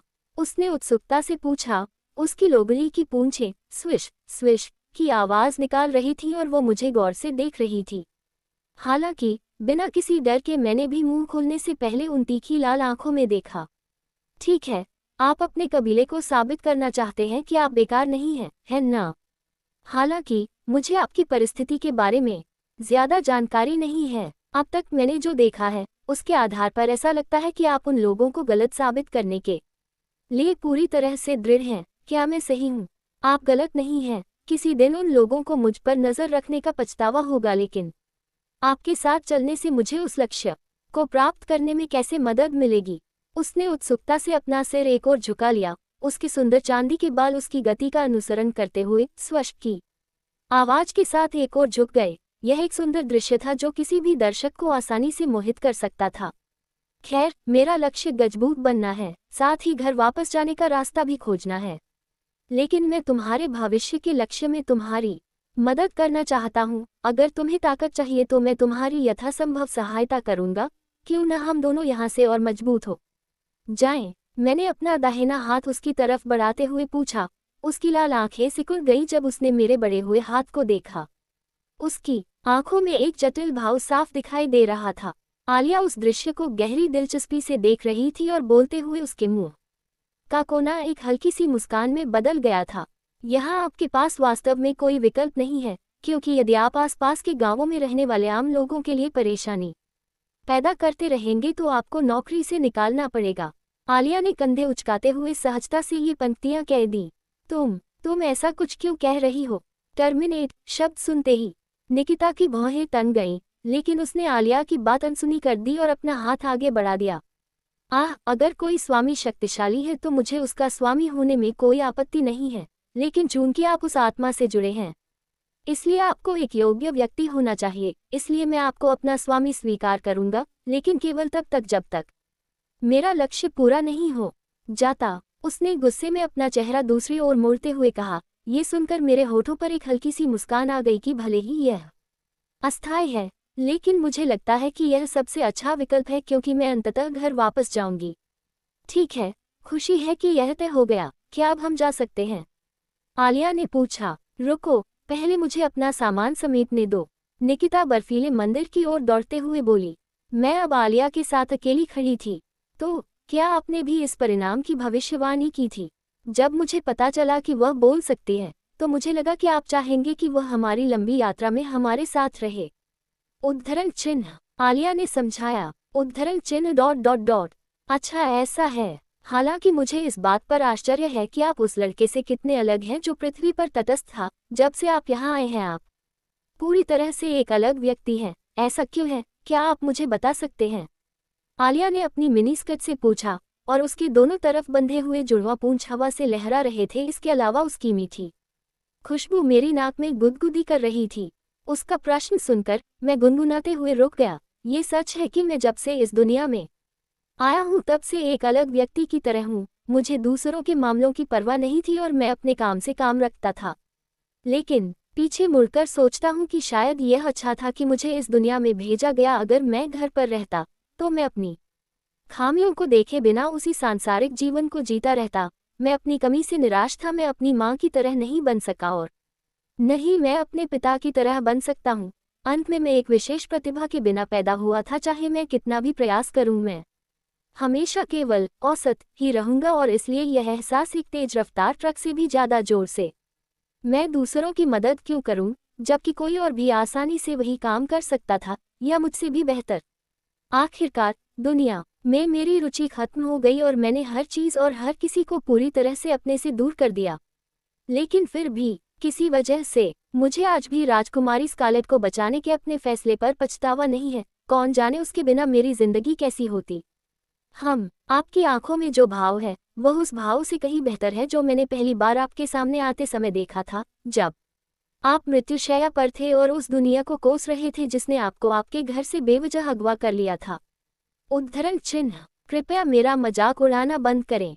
उद्धरण चिन्ह, मैंने थोड़ी शर्मिंदगी से कहा, जबकि दूर की ओर देखते हुए उस समय को याद कर रहा था। खांसी, मुझे दूसरों की मदद करने में कोई आपत्ति नहीं है, खासकर जब मेरे पास ऐसा करने की शक्ति और क्षमता हो, लेकिन मैं खुद को किसी का गुलाम नहीं बनने दूंगा।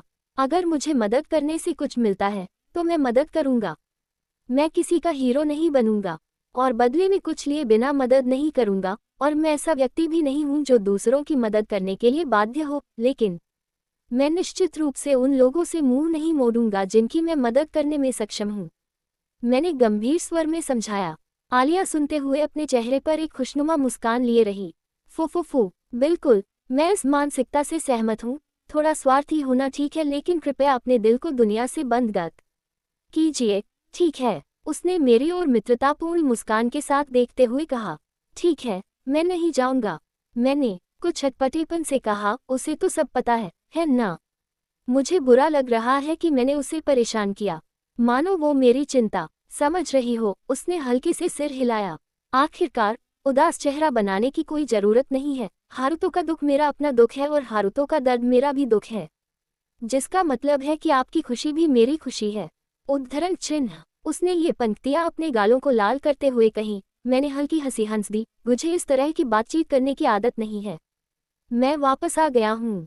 निकिता दौड़ती हुई आई। उसकी नौचांदी जैसी लोमड़ी की पूंछें इधर उधर हिल रही थीं और उसके लोमड़ी के कान हवा से धीरे धीरे हिल रहे थे। बहुत बढ़िया, अब चलो चलें।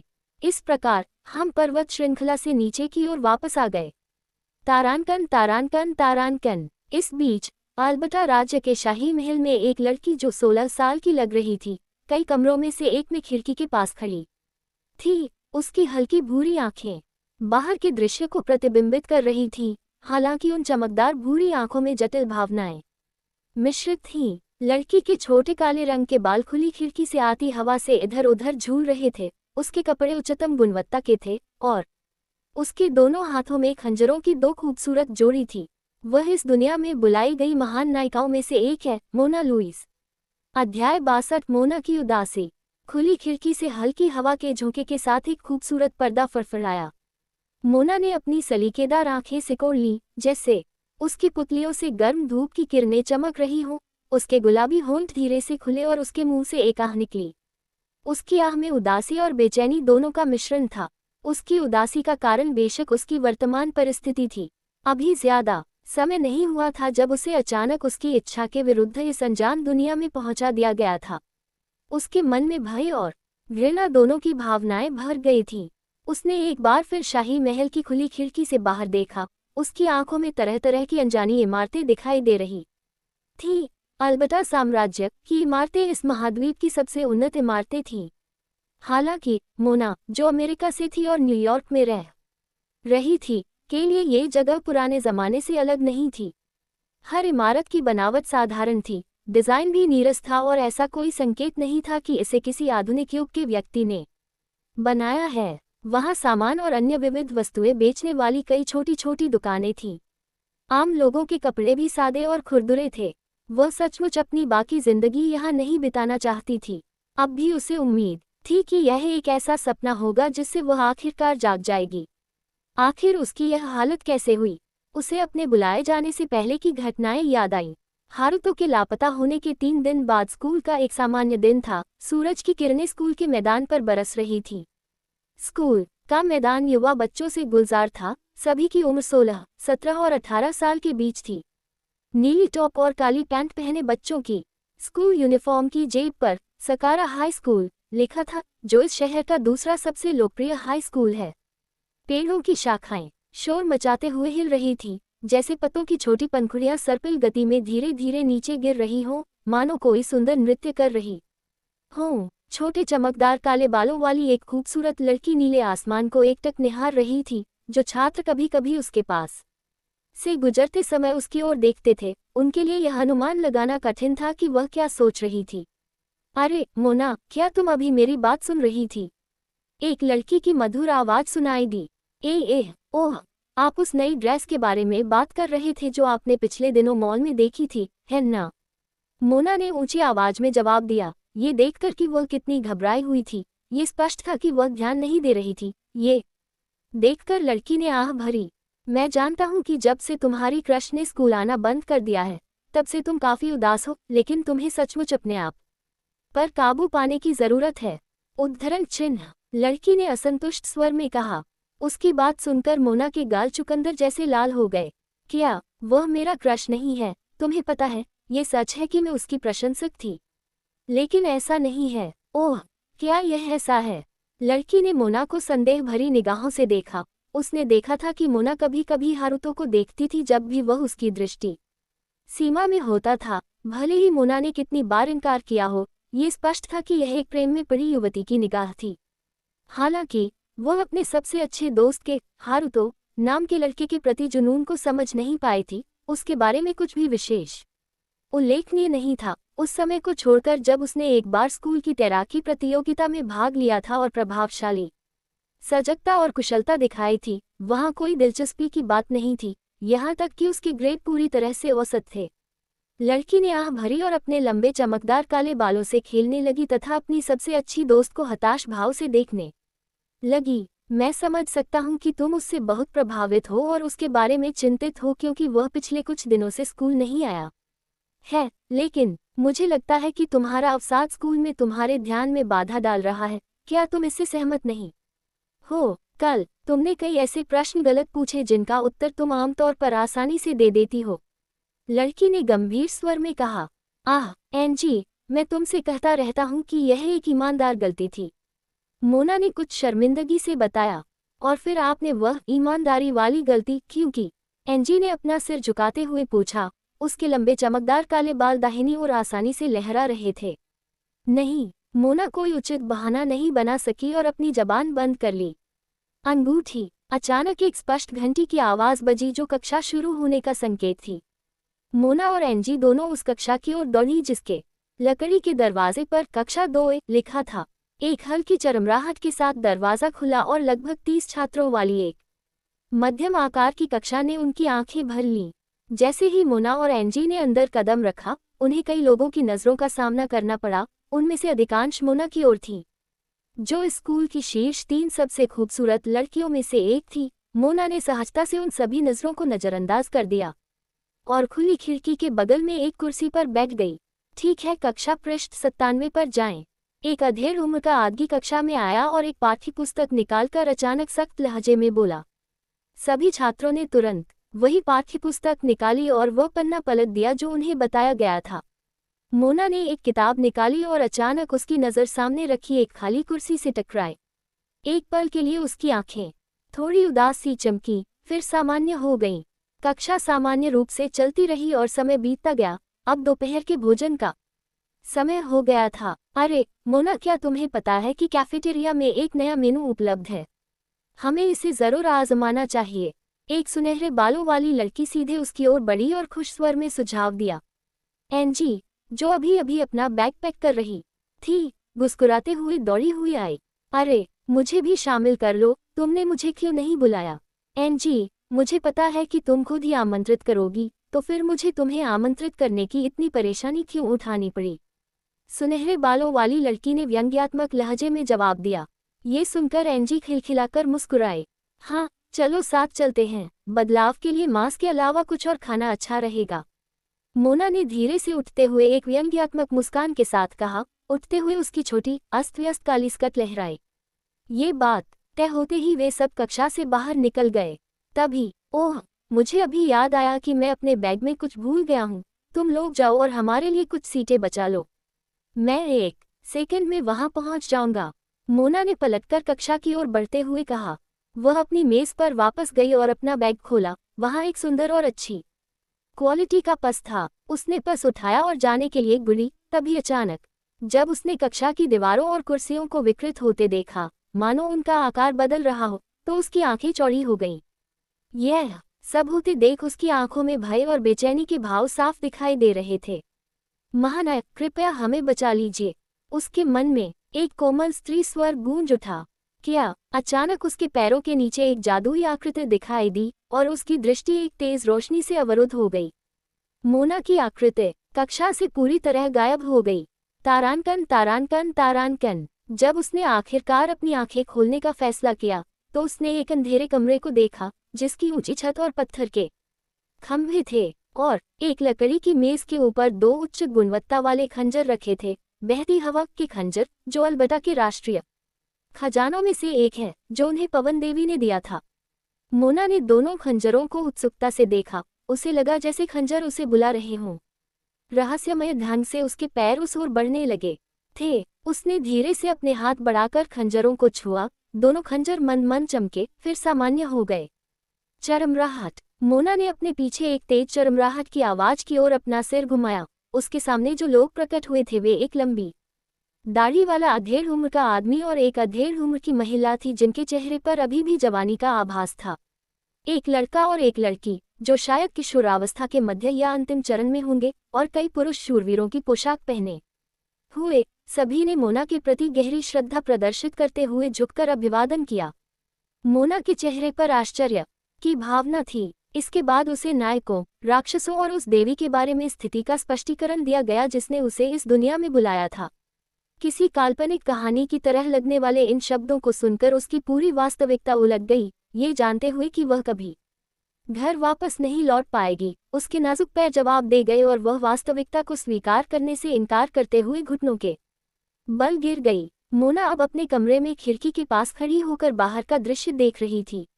मुझे आश्चर्य है कि क्या मुझे सचमुच अपना पूरा जीवन यहीं रहना पड़ेगा। वह अचानक अपने आप से बुदबुदाई। दस्तक, दस्तक। कोई उसके दरवाजे पर दस्तक देता है। अध्याय 63, युद्ध की घोषणा। मोना खुली खिड़की से मुंह मोड़कर जल्दी से लकड़ी के दरवाजे की तरफ बढ़ी और उसे सहजता से खोल दिया। दरवाजे के पीछे जो खड़ी थी, वह एक जवान लड़की थी जिसने शानदार कपड़े पहने हुए थे। उसकी खूबसूरत आसमानी नीली आंखों में मासूमियत की हल्की सी झलक थी। वह अल्बर्टा साम्राज्य की पहली राजकुमारी एड्रियाना अल्बर्टा थी। ओह, राजकुमारी एड्रियाना, आप यहाँ क्यों आए हैं? मोना ने उत्सुकता से सिर हिलाते हुए पूछा। शुभ दिन लेडी मोना, मैं उम्मीद कर रहा था कि आप मेरे साथ चाय पर आएंगी, अगर आपको कोई आपत्ति न हो। एड्रियाना ने एक गहरी मुस्कान के साथ जवाब दिया। ये देखकर मोना के चेहरे पर भी एक हल्की सी मुस्कान आ गई। फिर उसने धीरे से सिर हिलाया। आज उसके पास करने के लिए कुछ खास काम नहीं था, इसलिए वह इस प्रस्ताव से थोड़ी खुश थी। इसके अलावा वह एड्रियाना से और भी बहुत कुछ पूछना चाहती थी, मानो मोना के मन में क्या चल रहा है, यह अनुमान लगाते हुए। एड्रियाना ने जल्दी से ताली बजाई और बड़े ही शालीन अंदाज में कहा, ठीक है, क्या हम ऊपरी मंजिल पर बालकनी में चलें?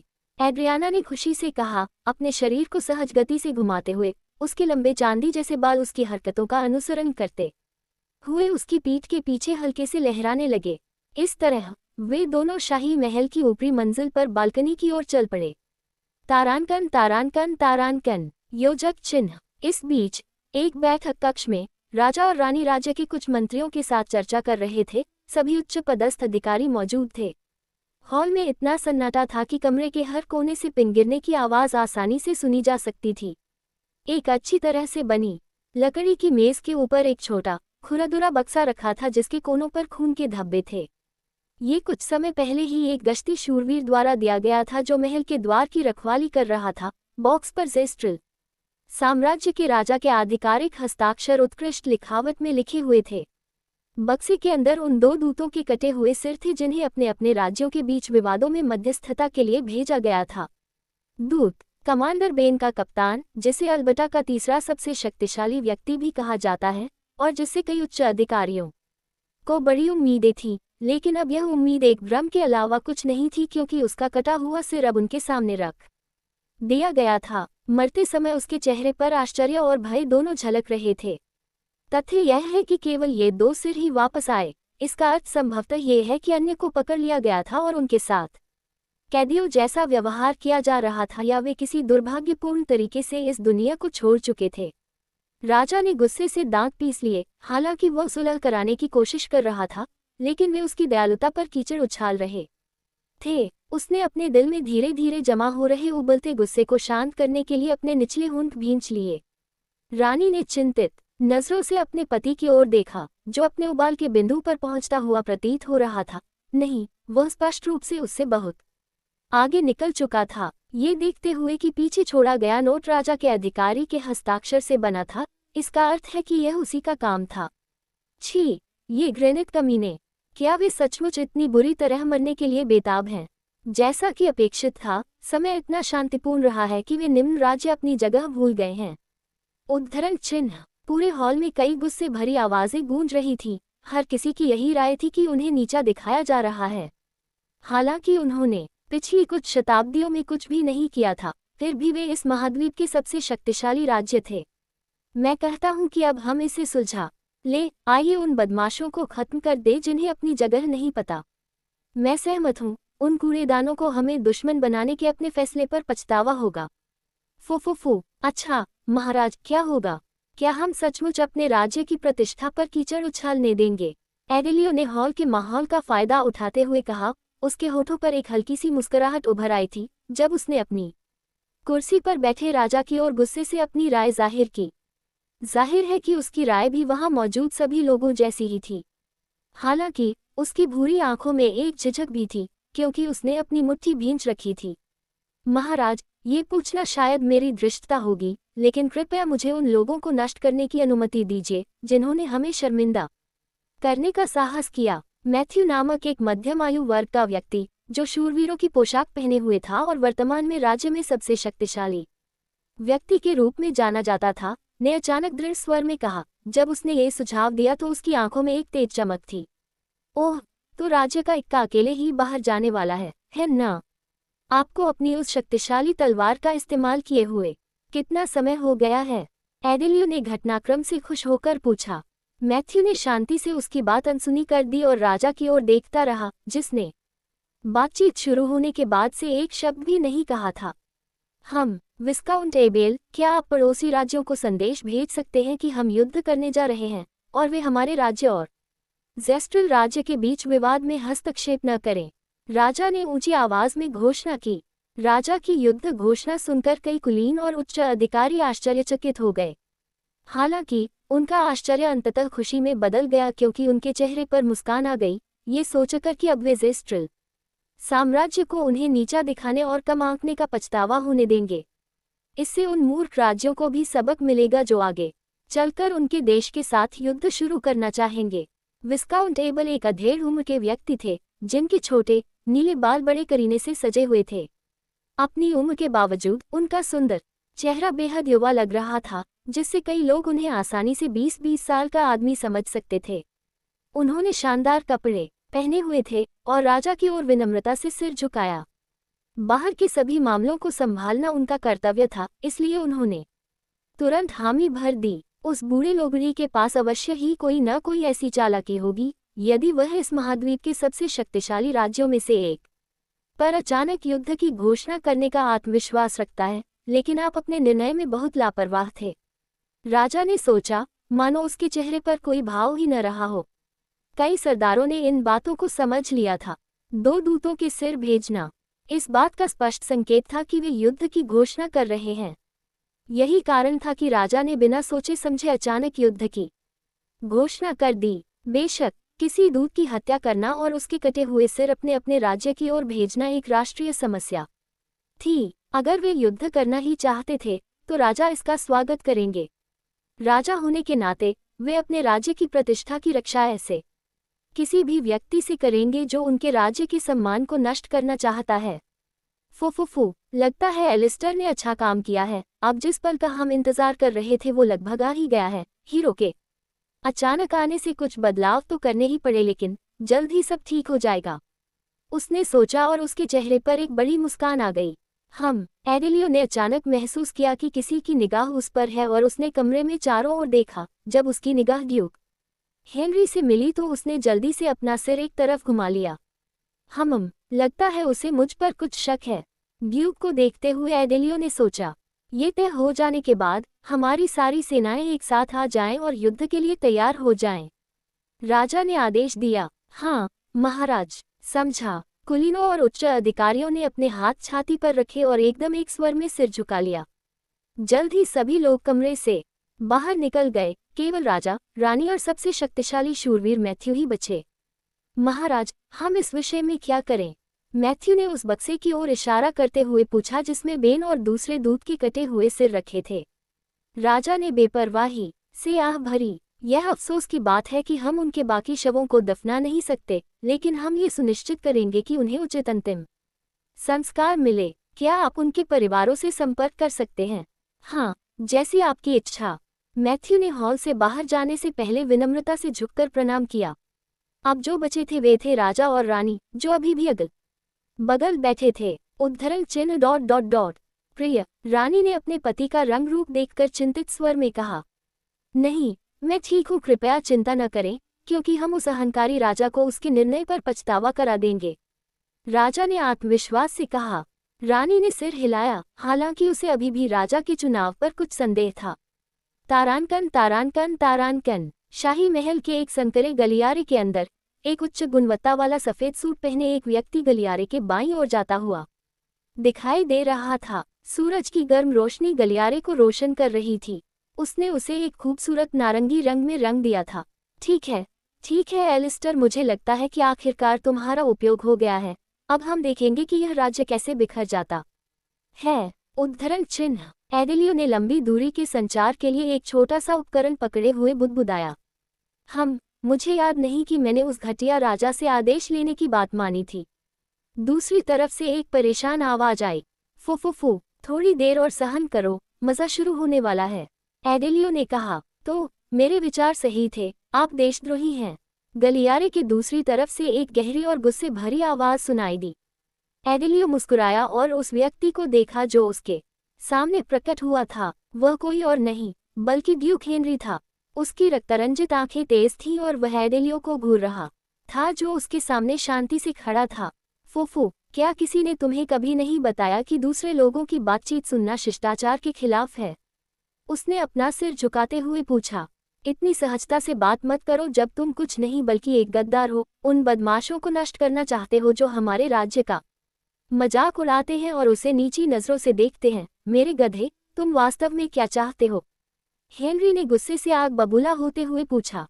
ये देखकर कि उसकी चाल का पता चल चुका है, एडेलियो ने सारा दिखावा छोड़ने का फैसला किया और उसके चेहरे पर बर्फ जैसी ठंडक आ गई। मैं जो चाहता हूँ वह ऐसी बात नहीं है जो एक मरे हुए आदमी को पता होनी चाहिए। उद्धरण चिन्ह। क्या? एडेलियो की आवाज से आ रहे जानलेवा दबाव को महसूस करते ही हेनरी का शरीर सहज ही सिहर उठा। अचानक खतरे की घंटी बजी और बुरे पूर्वाभास के बाद उसने जल्दी से अपने हाथ आगे बढ़ा दिए। छी, पवन की मां मेरे लक्ष्य को बांधती है। पवन कारागार। एडेलियो के पैरों के नीचे एक जादुई संरचना प्रकट हुई और उसे घनी हवा के अवरोध के अंदर फंसा दिया। हाँ, अब मैं तुम्हारी हर गद्दारी योजना के बारे में तुम्हें बता दूंगा। उद्धरण चिन्ह। हेनरी जल्दी से उस स्थान से वापस जाने के लिए गुड़ा ताकि किसी उच्च पदस्थ अधिकारी को सूचित कर सके। तभी अचानक स्विश, हवा का कारागार वातावरण में बिखर गया और अंदर फंसे व्यक्ति का पता चल गया। हेनरी ने एडेलियो को देखकर अपनी आंखें चौड़ी कर लीं। उसके सिर के कोनों से दो लंबे सींग निकले हुए थे, एक लंबी पूंछ जो बैल जैसी लग रही थी और नुकीले पंजे जो स्टील को भेदने के लिए काफी तीखे थे। क्यों, तुम एक डेमन हो? हेनरी चिल्लाया। उसके चेहरे के सारे रंग उड़ गए। उसका शरीर एडेलियो के अशुभ दबाव से कांप उठा, जो अपनी रक्त लाल आंखों से उसे घूर रहा था। दूर रहो, पवन की मां मेरे लक्ष्य को काटती है। पवन ब्लेड। उद्धरण चिन्ह। उसकी फैली हुई भुजाओं के सामने एक जादुई घेरा प्रकट हुआ और उसने हवा के दो झोंके छोड़े जो ब्लेड के आकार के थे। हालांकि एडेलियो ने अपने पंजों से दोनों ब्लेडों को आसानी से नष्ट कर दिया और उन्हें एक बार फिर हवा में बिखेर दिया। हेनरी ने भागने का मौका लेने की कोशिश की जब गाह एडेलियो के पंजों ने पीछे से उसका दिल चीर दिया था। उसके कभी आलीशान दिखने वाले कपड़े अब खून से सने हुए थे। हेनरी की आंखों की रोशनी गंद पर गई और उसने मुंह में खून थूक दिया, जिससे फर्श पर खून फैल गया। आपका समय यही समाप्त हो रहा है। आपको खुश होना चाहिए। मुझे यकीन है कि आप इस राज्य में जो कुछ होने वाला है उसका हिस्सा नहीं बनना चाहेंगे, एडेलियो ने बुदबुदाया। अध्याय 64 सत्य और झूठ। पेड़ों के पत्तों के बीच की छोटी छोटी दरारों से चमकती चमकती कई छनती रोशनियां जंगल को सूरज की किरणों से भर रही थी। एक सुहानी हवा मेरी त्वचा को सहला रही थी और मुझे सुकून दे रही थी। हम उस गांव की ओर वापस जा रहे थे जहां से हम आए थे। हालांकि सुहावने मौसम और काम पूरा होने से मेरे चेहरे पर हल्की सी मुस्कान थी, लेकिन मेरे पीछे का माहौल थोड़ा तनावपूर्ण था। अरे, क्या तुम्हें कोई आपत्ति है अगर मैं अब से तुम्हारी पूंछ को तकिए की तरह इस्तेमाल करूं? क्या मेरी पूंछें तुम्हारे उपयोग के लिए नहीं है? तुम्हें अपनी जगह क्यों नहीं पता? निकिता ने आलिया की बातों का तीखा जवाब दिया और उसकी अभिव्यक्ति गंभीर हो गई। ओह, चलो, अगर हम अब से साथी बनने जा रहे हैं तो क्या हमें आपसी समझ नहीं होनी चाहिए? आलिया ने अपना सिर झुकाते हुए पूछा, ये देखकर कि निकिता ने ठंडी हंसी उड़ाई। आप आपसी समझ कह रहे हैं? आप लोग ही थे जिन्होंने अचानक कहीं से मेरे क्षेत्र पर हमला कर दिया। उद्धरण चिन्ह। और तुम वो लड़ाई हार गए, है ना? तुम्हें बस आज्ञाकारी होना चाहिए और मुझे अपनी पूंछ सहलाने देना चाहिए। दोनों पूरे रास्ते अपनी बेवजह की बहस में उलझी रहीं। बेशक मैंने भी इसमें शामिल न होने का फैसला किया, क्योंकि दो युवतियों के बीच झगड़े में पड़ना नासमझी थी। इसलिए अपनी खुशी ढूंढने की कोशिश करते हुए मैं उनके झगड़े को बड़ी सावधानी से नज़रअंदाज करती रही, क्योंकि अब मुझे इस जीवनशैली की आदत डालनी होगी। जब मैं ऐसी बातें सोच रहा था, आलिया ने अचानक अपनी गति बढ़ा दी और मेरे ठीक बगल में आकर पूछा, बताओ हारुतो, हम गांव के मुखिया को क्या रिपोर्ट करने जा रहे हैं? आलिया ने उत्सुकता से पूछा। मैंने अपना सिर एक तरफ झुका लिया, क्योंकि मैं अभी उसकी बातों का मतलब समझ नहीं पा रही थी। सोच रही थी कि हम गांव के मुखिया को क्या रिपोर्ट करेंगे। मैंने होठों पर उंगली रखते हुए एक विचारमग्न भाव बनाया। निकिता, जो एक कदम पीछे चल रही थी, हमारी बातचीत सुन ली और असमंजस में अपना सिर झुका लिया। तुम दोनों क्या बात कर रहे हो? खैर, आप जानते हैं कि हम कैसे आपके क्षेत्र में आए और बिना किसी चेतावनी के हमला कर दिया, है ना? सच्चाई यह है कि हमने यहाँ के पास पहाड़ के नीचे रहने वाले गांव के मुखिया के अनुरोध को स्वीकार कर लिया, ताकि उन पर हमला करने वाले 9 पूंछ वाले लोमड़ी जानवर से छुटकारा मिल सके। आलिया ने स्थिति को स्पष्ट करते हुए वाक्पटु स्वर में कहा। ये सुनकर निकिता ने आखिरकार आह की आवाज निकाली। हालांकि जैसे जैसे वह स्थिति को समझती गई, उसका चेहरा थोड़ा उलझन भरा होता गया। तो वह गांव मुझे गरवाना चाहता है, तो क्या ये बुरा नहीं होगा यदि वे मुझे अपने गांव में प्रवेश करते हुए देख लें? निकिता ने उन संभावित मुसीबतों की ओर इशारा करते हुए कहा जो हमारे सामने आने वाली हैं।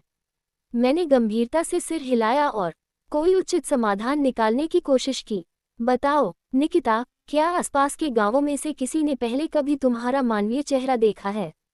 मैंने अपना सिर घुमाकर उसकी ओर प्रश्नवाचक दृष्टि से देखा। उसने भी मेरी आंखों में देखा और बोली, नहीं, जब भी मैं पहाड़ से नीचे उतरता तो हमेशा अपने पशु रूप में ही रहता। उद्धरण चिन्ह। उसने कुछ खुश होकर जवाब दिया। अगर ऐसा है तो शायद हम इसका फायदा उठा सकते हैं। हाँ, मुझे लगता है कि मेरे पास मौजूदा समस्याओं को सुलझाने का एक तरीका है। ये कहते हुए मेरे मुंह पर एक हल्की सी मुस्कान आ गई। आलिया ने तिरछी नजर से मेरी तरफ देखा, फिर आखिरकार उसके चेहरे पर एक प्यारी सी मुस्कान खिल गई। हम याओ गांव की ओर अपनी यात्रा जारी रखते रहे और 30 मिनट तक लगातार चलने के बाद आखिरकार हम अपनी नजरों के दायरे में गांव को देख पाए। कमजोर लकड़ी की दीवारें बेहद ऊबड़ खाबड़ लग रही थीं, मानो कोई तूफान उन्हें आसानी से उड़ा ले जाएगा, और फसलों के खेत ऐसे लग रहे थे जैसे उन्हें बहुत समय से पर्याप्त पानी नहीं मिला हो। उस हालत को एक बार फिर देखकर मुझे लगता है कि यह एक चमत्कार ही है कि वे गांव वाले अपने दम पर जिंदा रह पाए। अरे हारुतो, आलिया, जब हम अंततः गांव में दाखिल हुए तो मैंने अपना नाम पुकारे जाने की आवाज सुनकर अपना सिर घुमाया। जो हमारा नाम पुकार रही थी, उसके बाल चटक गुलाबी रंग के थे। हालांकि उसने जो कपड़े पहने थे वे पुराने थे और कई जगहों से फटे हुए थे, फिर भी यह उसकी सुंदरता में किसी भी तरह से बाधा नहीं डाल रहा था। एलिस, तुम्हें फिर से देखकर अच्छा लगा। मैंने उसका अभिवादन किया और मेरे मुंह पर हल्की सी मुस्कान आ गई। तुम मुझे अपने साथ क्यों नहीं ले गए? उसने पूछा। उसके दोनों गाल बगल से फूले हुए थे। कितना प्यारा है। मुझे ऐसी बातें कहने की इच्छा को रोकना पड़ा। मैंने गला साफ किया और उन गुलाबी बादामी आंखों को देखा। मैंने तुम्हें अपने साथ इसलिए नहीं लिया क्योंकि हमारे सामने कई खतरे थे, क्योंकि हम अभी भी नहीं जानते थे कि हमारी लड़ाई का परिणाम क्या होगा। उद्धरण चिन्ह। मैंने गाल खुजलाते हुए कहा। एलिस ने एक पल के लिए मेरी तरफ देखा, फिर आह भरी। ऐसा लगा जैसे मेरी बातें उस तक पहुंच गई थी, इसलिए उसने आगे जोर नहीं दिया। इसके बजाय उसने अपनी गुलाबी आंखें हरे बालों वाली सुंदरी आलिया की ओर घुमाई और एक फीकी मुस्कान के साथ कहा, मुझे ये देखकर खुशी हुई कि आप सुरक्षित वापस आ गईं, लेडी आलिया। उद्धरण चिन्ह। फुफू, शुक्रिया एलिस, हालांकि तुम्हें पहले से ही पता होना चाहिए कि मेरी जीत सुनिश्चित थी। उद्धरण चिन्ह। आलिया ने हल्की हंसी हंसते हुए कहा। हालांकि एलिस ने आलिया के फटे हुए कपड़ों को देखा और कुछ शरारती लहजे में कहा, ओह, सोचो तो सही, तुम इतने भद्दे कपड़े पहनकर घूम रही हो। मुझे नहीं पता था कि तुम्हारा फैशन सेंस इतना खराब है। आह, ये वैसा नहीं है जैसा दिखता है। यह उस दुष्ट जानवर का काम है। ऐसा नहीं है कि मैं ऐसा दिखना चाहता था। आलिया ने विरोध में अपनी बाहें ऊपर नीचे हिलाते हुए जवाब दिया। ये देखकर कि निकिता ने अपना पंख वाला पंखा फ्लॉप से खोला और उसे नज़ाकत से अपने मुंह पर रखते हुए एक हल्की फुफुफु निकाली, आलिया ने निकिता को तिरस्कार भरी नजरों से घूरा। आओ तुम दोनों, कृपया फिर से बहस शुरू मत करो। मैं नहीं चाहता कि मैं तुम्हारे बीच फिर से बहस करूं, मैंने विनती करते हुए कहा। जब हम ऐसी बातचीत कर रहे थे, मानो आसपास के गांव वालों का ध्यान हमारी ओर आकर्षित हो गया हो, तभी थोड़ी लंबी दाढ़ी वाला एक बूढ़ा आदमी दौड़ता हुआ आया। उसके सिर पर पड़ रही धूप से उसका गंजा सिर चमक रहा था। सर हारुतो और लेडी आलिया, क्या इसका मतलब यह है कि आप वापस आ गए हैं? बूढ़े आदमी ने उत्सुकता से पूछा। उसकी भौहों की हरकत से उसका माथा सिकुड़ गया। उसकी बातें सुनकर मैंने धीरे से सिर हिलाकर उसके सवाल की पुष्टि की। ये देखकर बूढ़े आदमी ने अविश्वास से आंखें चौड़ी कर लीं। मैं समझता हूँ। क्या आपके पास इस बात का कोई सबूत है कि आपने उस जानवर को मार डाला है? कई गांव वाले अभी भी उस जानवर के दिखने से चिंतित हैं। उद्धरण चिन्ह। गांव के मुखिया ने कहा। हालांकि मैंने निराशा में सिर हिला दिया, चूंकि मेरे पास इस बात का कोई सबूत नहीं था कि मैंने सिल्वर फॉक्स जानवर को खत्म कर दिया है। बेशक फॉक्स जानवर को, निकिता तो मेरे बगल में ही है। भले ही वह अब हानिकारक नहीं है, लेकिन उसे अपने जानवर रूप में बदलने की अनुमति देना कोई विकल्प नहीं है। उसने ग्रामीणों के बीच कई मौतें की थी, इसलिए ग्रामीणों के उसके प्रति एक मजबूत द्वेष रखने की संभावना अधिक है। मैं उनके प्रति कोई बुरी भावना रखे बिना इसे हल करना चाहता हूँ, लेकिन मैं समझता हूँ कि उनमें से कई ने अपने प्रियजनों को खो दिया था और कोई रास्ता नहीं है कि वे अपनी द्वेष को जाने दें। क्योंकि निकिता अब हानिकारक नहीं है, इसलिए मैंने फैसला किया कि मुझे सभी को खुश करने के लिए सच को झूठ के साथ मिलाना होगा। खांसते हुए आलिया और मैंने उस लोमड़ी जानवर के खिलाफ जी जान से लड़ाई लड़ी। आखिरकार हम जीत गए। फिर हमने लोमड़ी जानवर के शरीर को तब तक जलाया जब तक उसकी राख भी नहीं बची।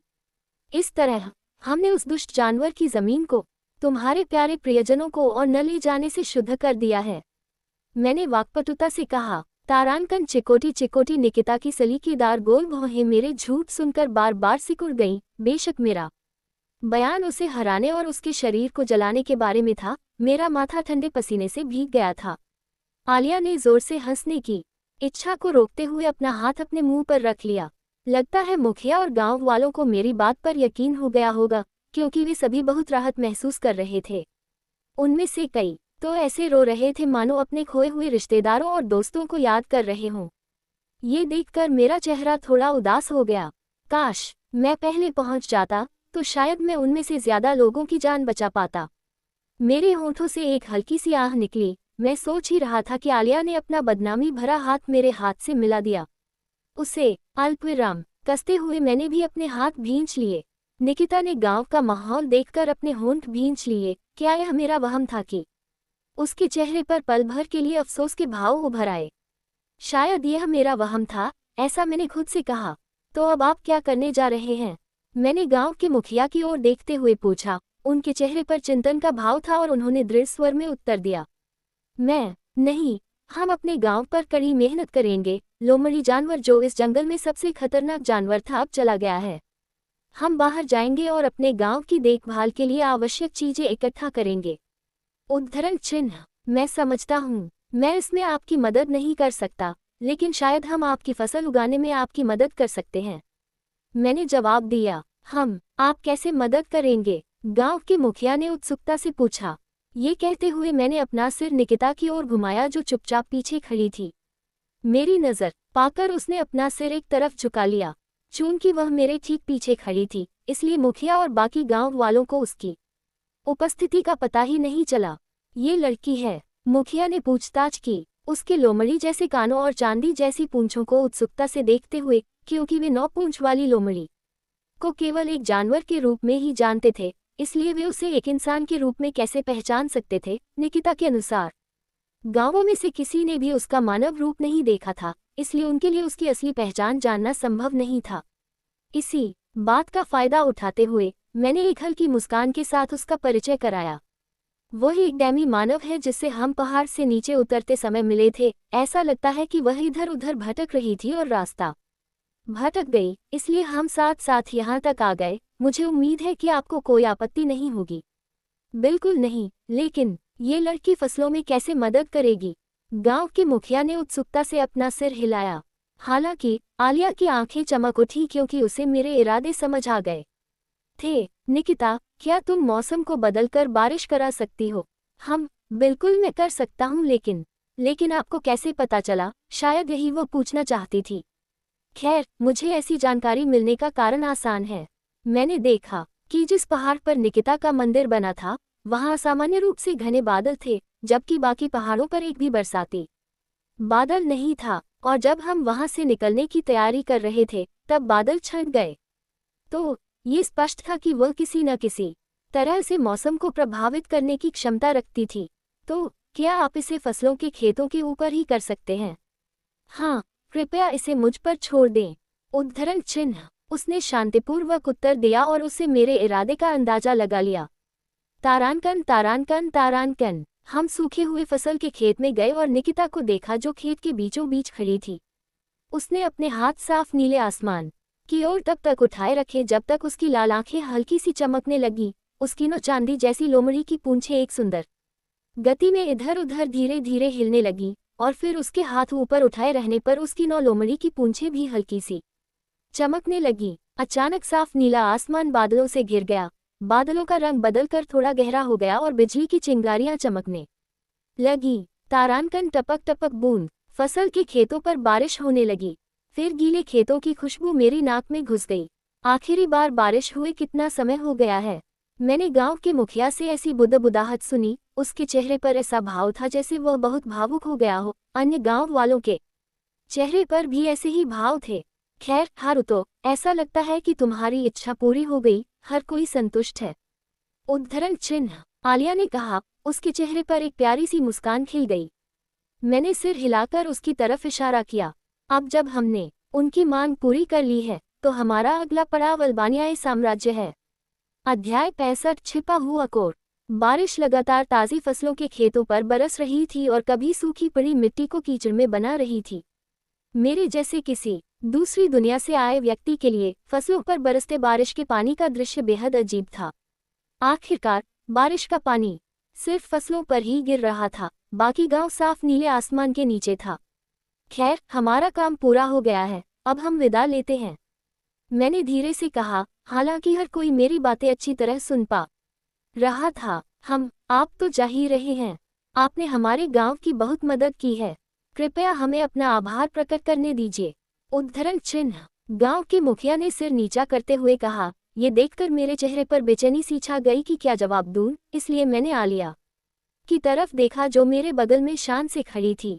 मेरी नज़र पाकर उसने मुझसे नज़रें मिलाईं और उसके मुंह पर एक प्यारी सी मुस्कान आ गई। उद्धरण चिन्ह। खैर, थोड़ी देर और रुकने से कोई नुकसान नहीं होगा। तुम्हें पता है, मैं भी अपने कपड़े बदलना चाहता था। आखिरकार इन खुरदुरे कपड़ों में सफ़र करना शर्मिंदगी की बात होगी। आलिया ने हल्के से कंधे उचकाते हुए जवाब दिया। निकिता मेरा अनुरोध पूरा करने के बाद वापस हमारी ओर आई। रुकते हुए उसने अपनी राय भी व्यक्त की। मुझे भी कोई आपत्ति नहीं है। अगर मालिक यहीं रहना चाहें, तो मैं पूरी सावधानी से उनकी बात मानूंगा। निकिता ने बीच में ही टोकते हुए कहा, हम। उसने मुझे क्या कहकर बुलाया? मास्टर नाम से पुकारे जाने पर मैं उलझन में पड़ गया। ये कब से तय हो गया था कि मैं उसका मालिक बनूंगा। मैं तो बस यही चाहता था कि हम दोनों एक दूसरे के साथी बने।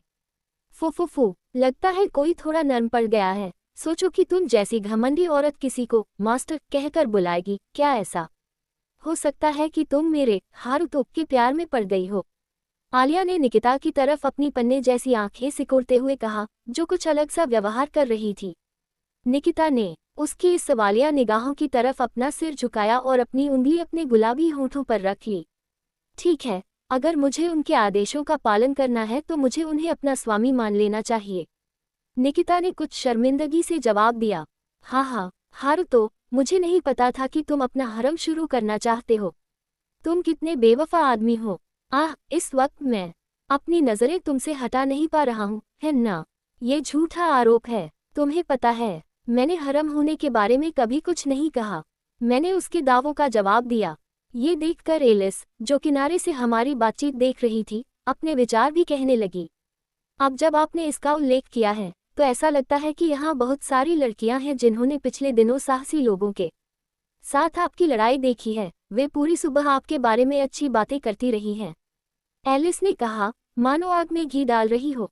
मेरी भौहें उन दो जोड़ी पन्ने और लाल आंखों से सिकुड़ गईं जो मुझे कुछ तिरस्कार भरी निगाहों से देख रही थी। खांसी, सारा दिन यहाँ खड़े रहने से तुम्हें सर्दी लग जाएगी, क्यों न तुम थोड़ी देर आराम कर लो?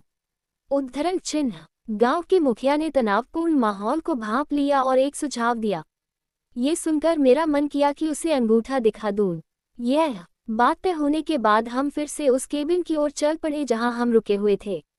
तारानकन तारानकन तारानकन। मैं सोफे पर बैठ गया और ध्यान में अपनी आंखें बंद कर ली।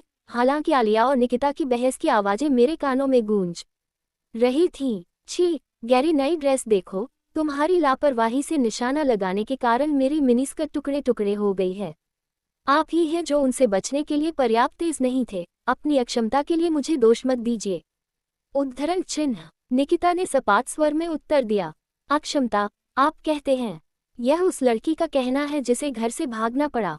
आलिया के शब्द बेरहमी से वार करते हैं। ये सुनकर निकिता की कनपटी पर एक शिकन उभर आती है और वह आलिया को घूरती है, जो उसे तिरस्कार भरी नजरों से देख रही थी। जैसे ही मैं अपने पैरों पर खड़ा हुआ और दरवाजे की ओर बढ़ा, मेरी भौहें तन गईं। लेकिन रुको, तुम कहाँ जा रहे हो?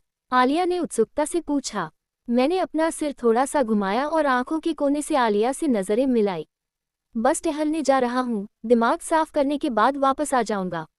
उद्धरण चिन्ह। मैंने मुंह मोड़ते हुए कहा, मुझे नहीं लगता कि मैं अब यहाँ रहकर उनकी बहस सुन सकता हूँ। एक हल्की चरमराहट की आवाज के साथ दरवाजा खुला। फिर मैं बाहर निकला और दरवाजा बंद कर लिया। ऊपर से आ रही सूरज की रोशनी को अपने दाहिने हाथ से रोकने पर एक हल्की हवा मेरे गालों को सहला रही थी। फिर मैं गांव के बीचों बीच पहुंचा। वहां कई गांव वाले अपने नियमित काम निपटा रहे थे।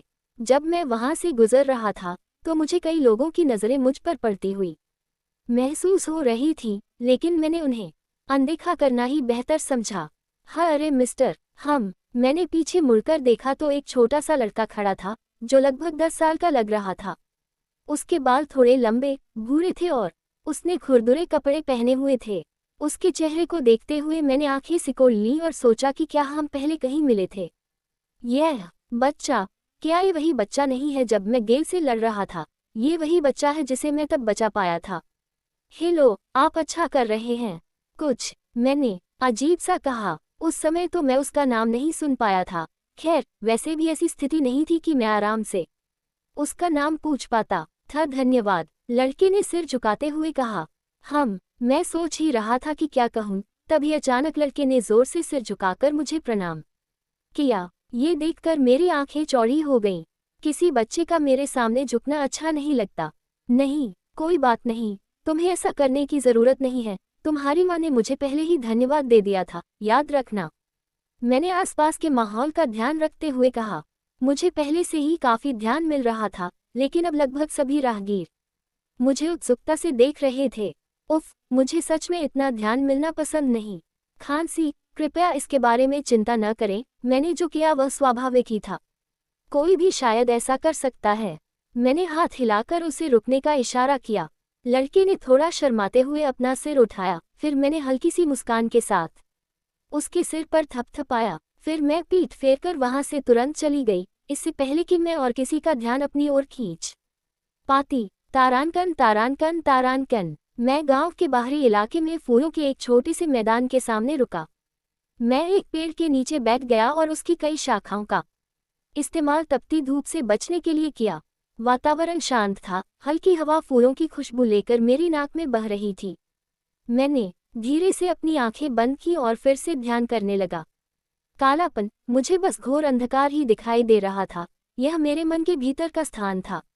यह एक विशेष स्थान था जो हर किसी के शरीर के भीतर होता था और जिसे केवल वही समझ सकता था। एक आध्यात्मिक स्थान जो उसके अपने शरीर के मूल जैसा था। जैसे ही मैंने अपने आसपास की दुनिया पर नजर दौड़ाई, मैंने अपनी आंखें सिकोड़कर आसपास के वातावरण को समझने की कोशिश की, लेकिन मेरी दृष्टि मेरे सामने फैले घने अंधकार में डूब गई। हालांकि इतने अंधेरे स्थान के बीच कई छोटे छोटे गोले चुपचाप गोलाकार गति में तैर रहे थे। लाल, नीला, हरा, भूरा, सफेद, काला, ये उन सभी जीवों का आधार थे जो इस दुनिया में जादू का इस्तेमाल कर सकते हैं। लाल गोला अग्नि देवी का प्रतीक है, नीला गोला जल देवी का प्रतीक है, हरा गोला, जो मेरा सबसे शक्तिशाली गोला लगता है, वायु देवी का प्रतीक है, भूरा गोला पृथ्वी देवी का प्रतीक है। प्रकृति के चारों तत्वों में से किसी एक का उपयोग करने के लिए किसी के शरीर में इनमें से कम एक गोला होना जरूरी है। जहां तक सफेद और काले गोले की बात है, ये विशेष गोले थे जो बहुत कम लोगों के जन्म के साथ ही मिलते हैं। काला गोला अंधकार तत्व का प्रतीक है जो उपयोगकर्ताओं को काला जादू करने की अनुमति देता है। यह एक ऐसा तत्व था जिसका इस्तेमाल आमतौर पर राक्षस जाति करती थी। सफेद गोला प्रकाश तत्व का प्रतीक है जो काले जादू का प्रतिरूप है। ऐसा संदेह था कि इस प्रकार का जादू अतीत में काले जादू करने वालों का मुकाबला करने के लिए बनाया गया था। कुछ कारणों से मैं सभी तत्वों के साथ संगत हूँ, जो एक दुर्लभ मामला है क्योंकि 2 या 3 तत्वों का होना असामान्य माना जाता है। इसलिए मेरे मामले में इसे एक तरह से अतार्किक कहा जा सकता है। हालांकि एक और बात थी जिसने मुझे बहुत भ्रमित किया। मैंने अपनी नज़रें गोलाकार गति में तैरते 6 गोलों के बीच की ओर घुमाई, तो बीच में एक और गोला था।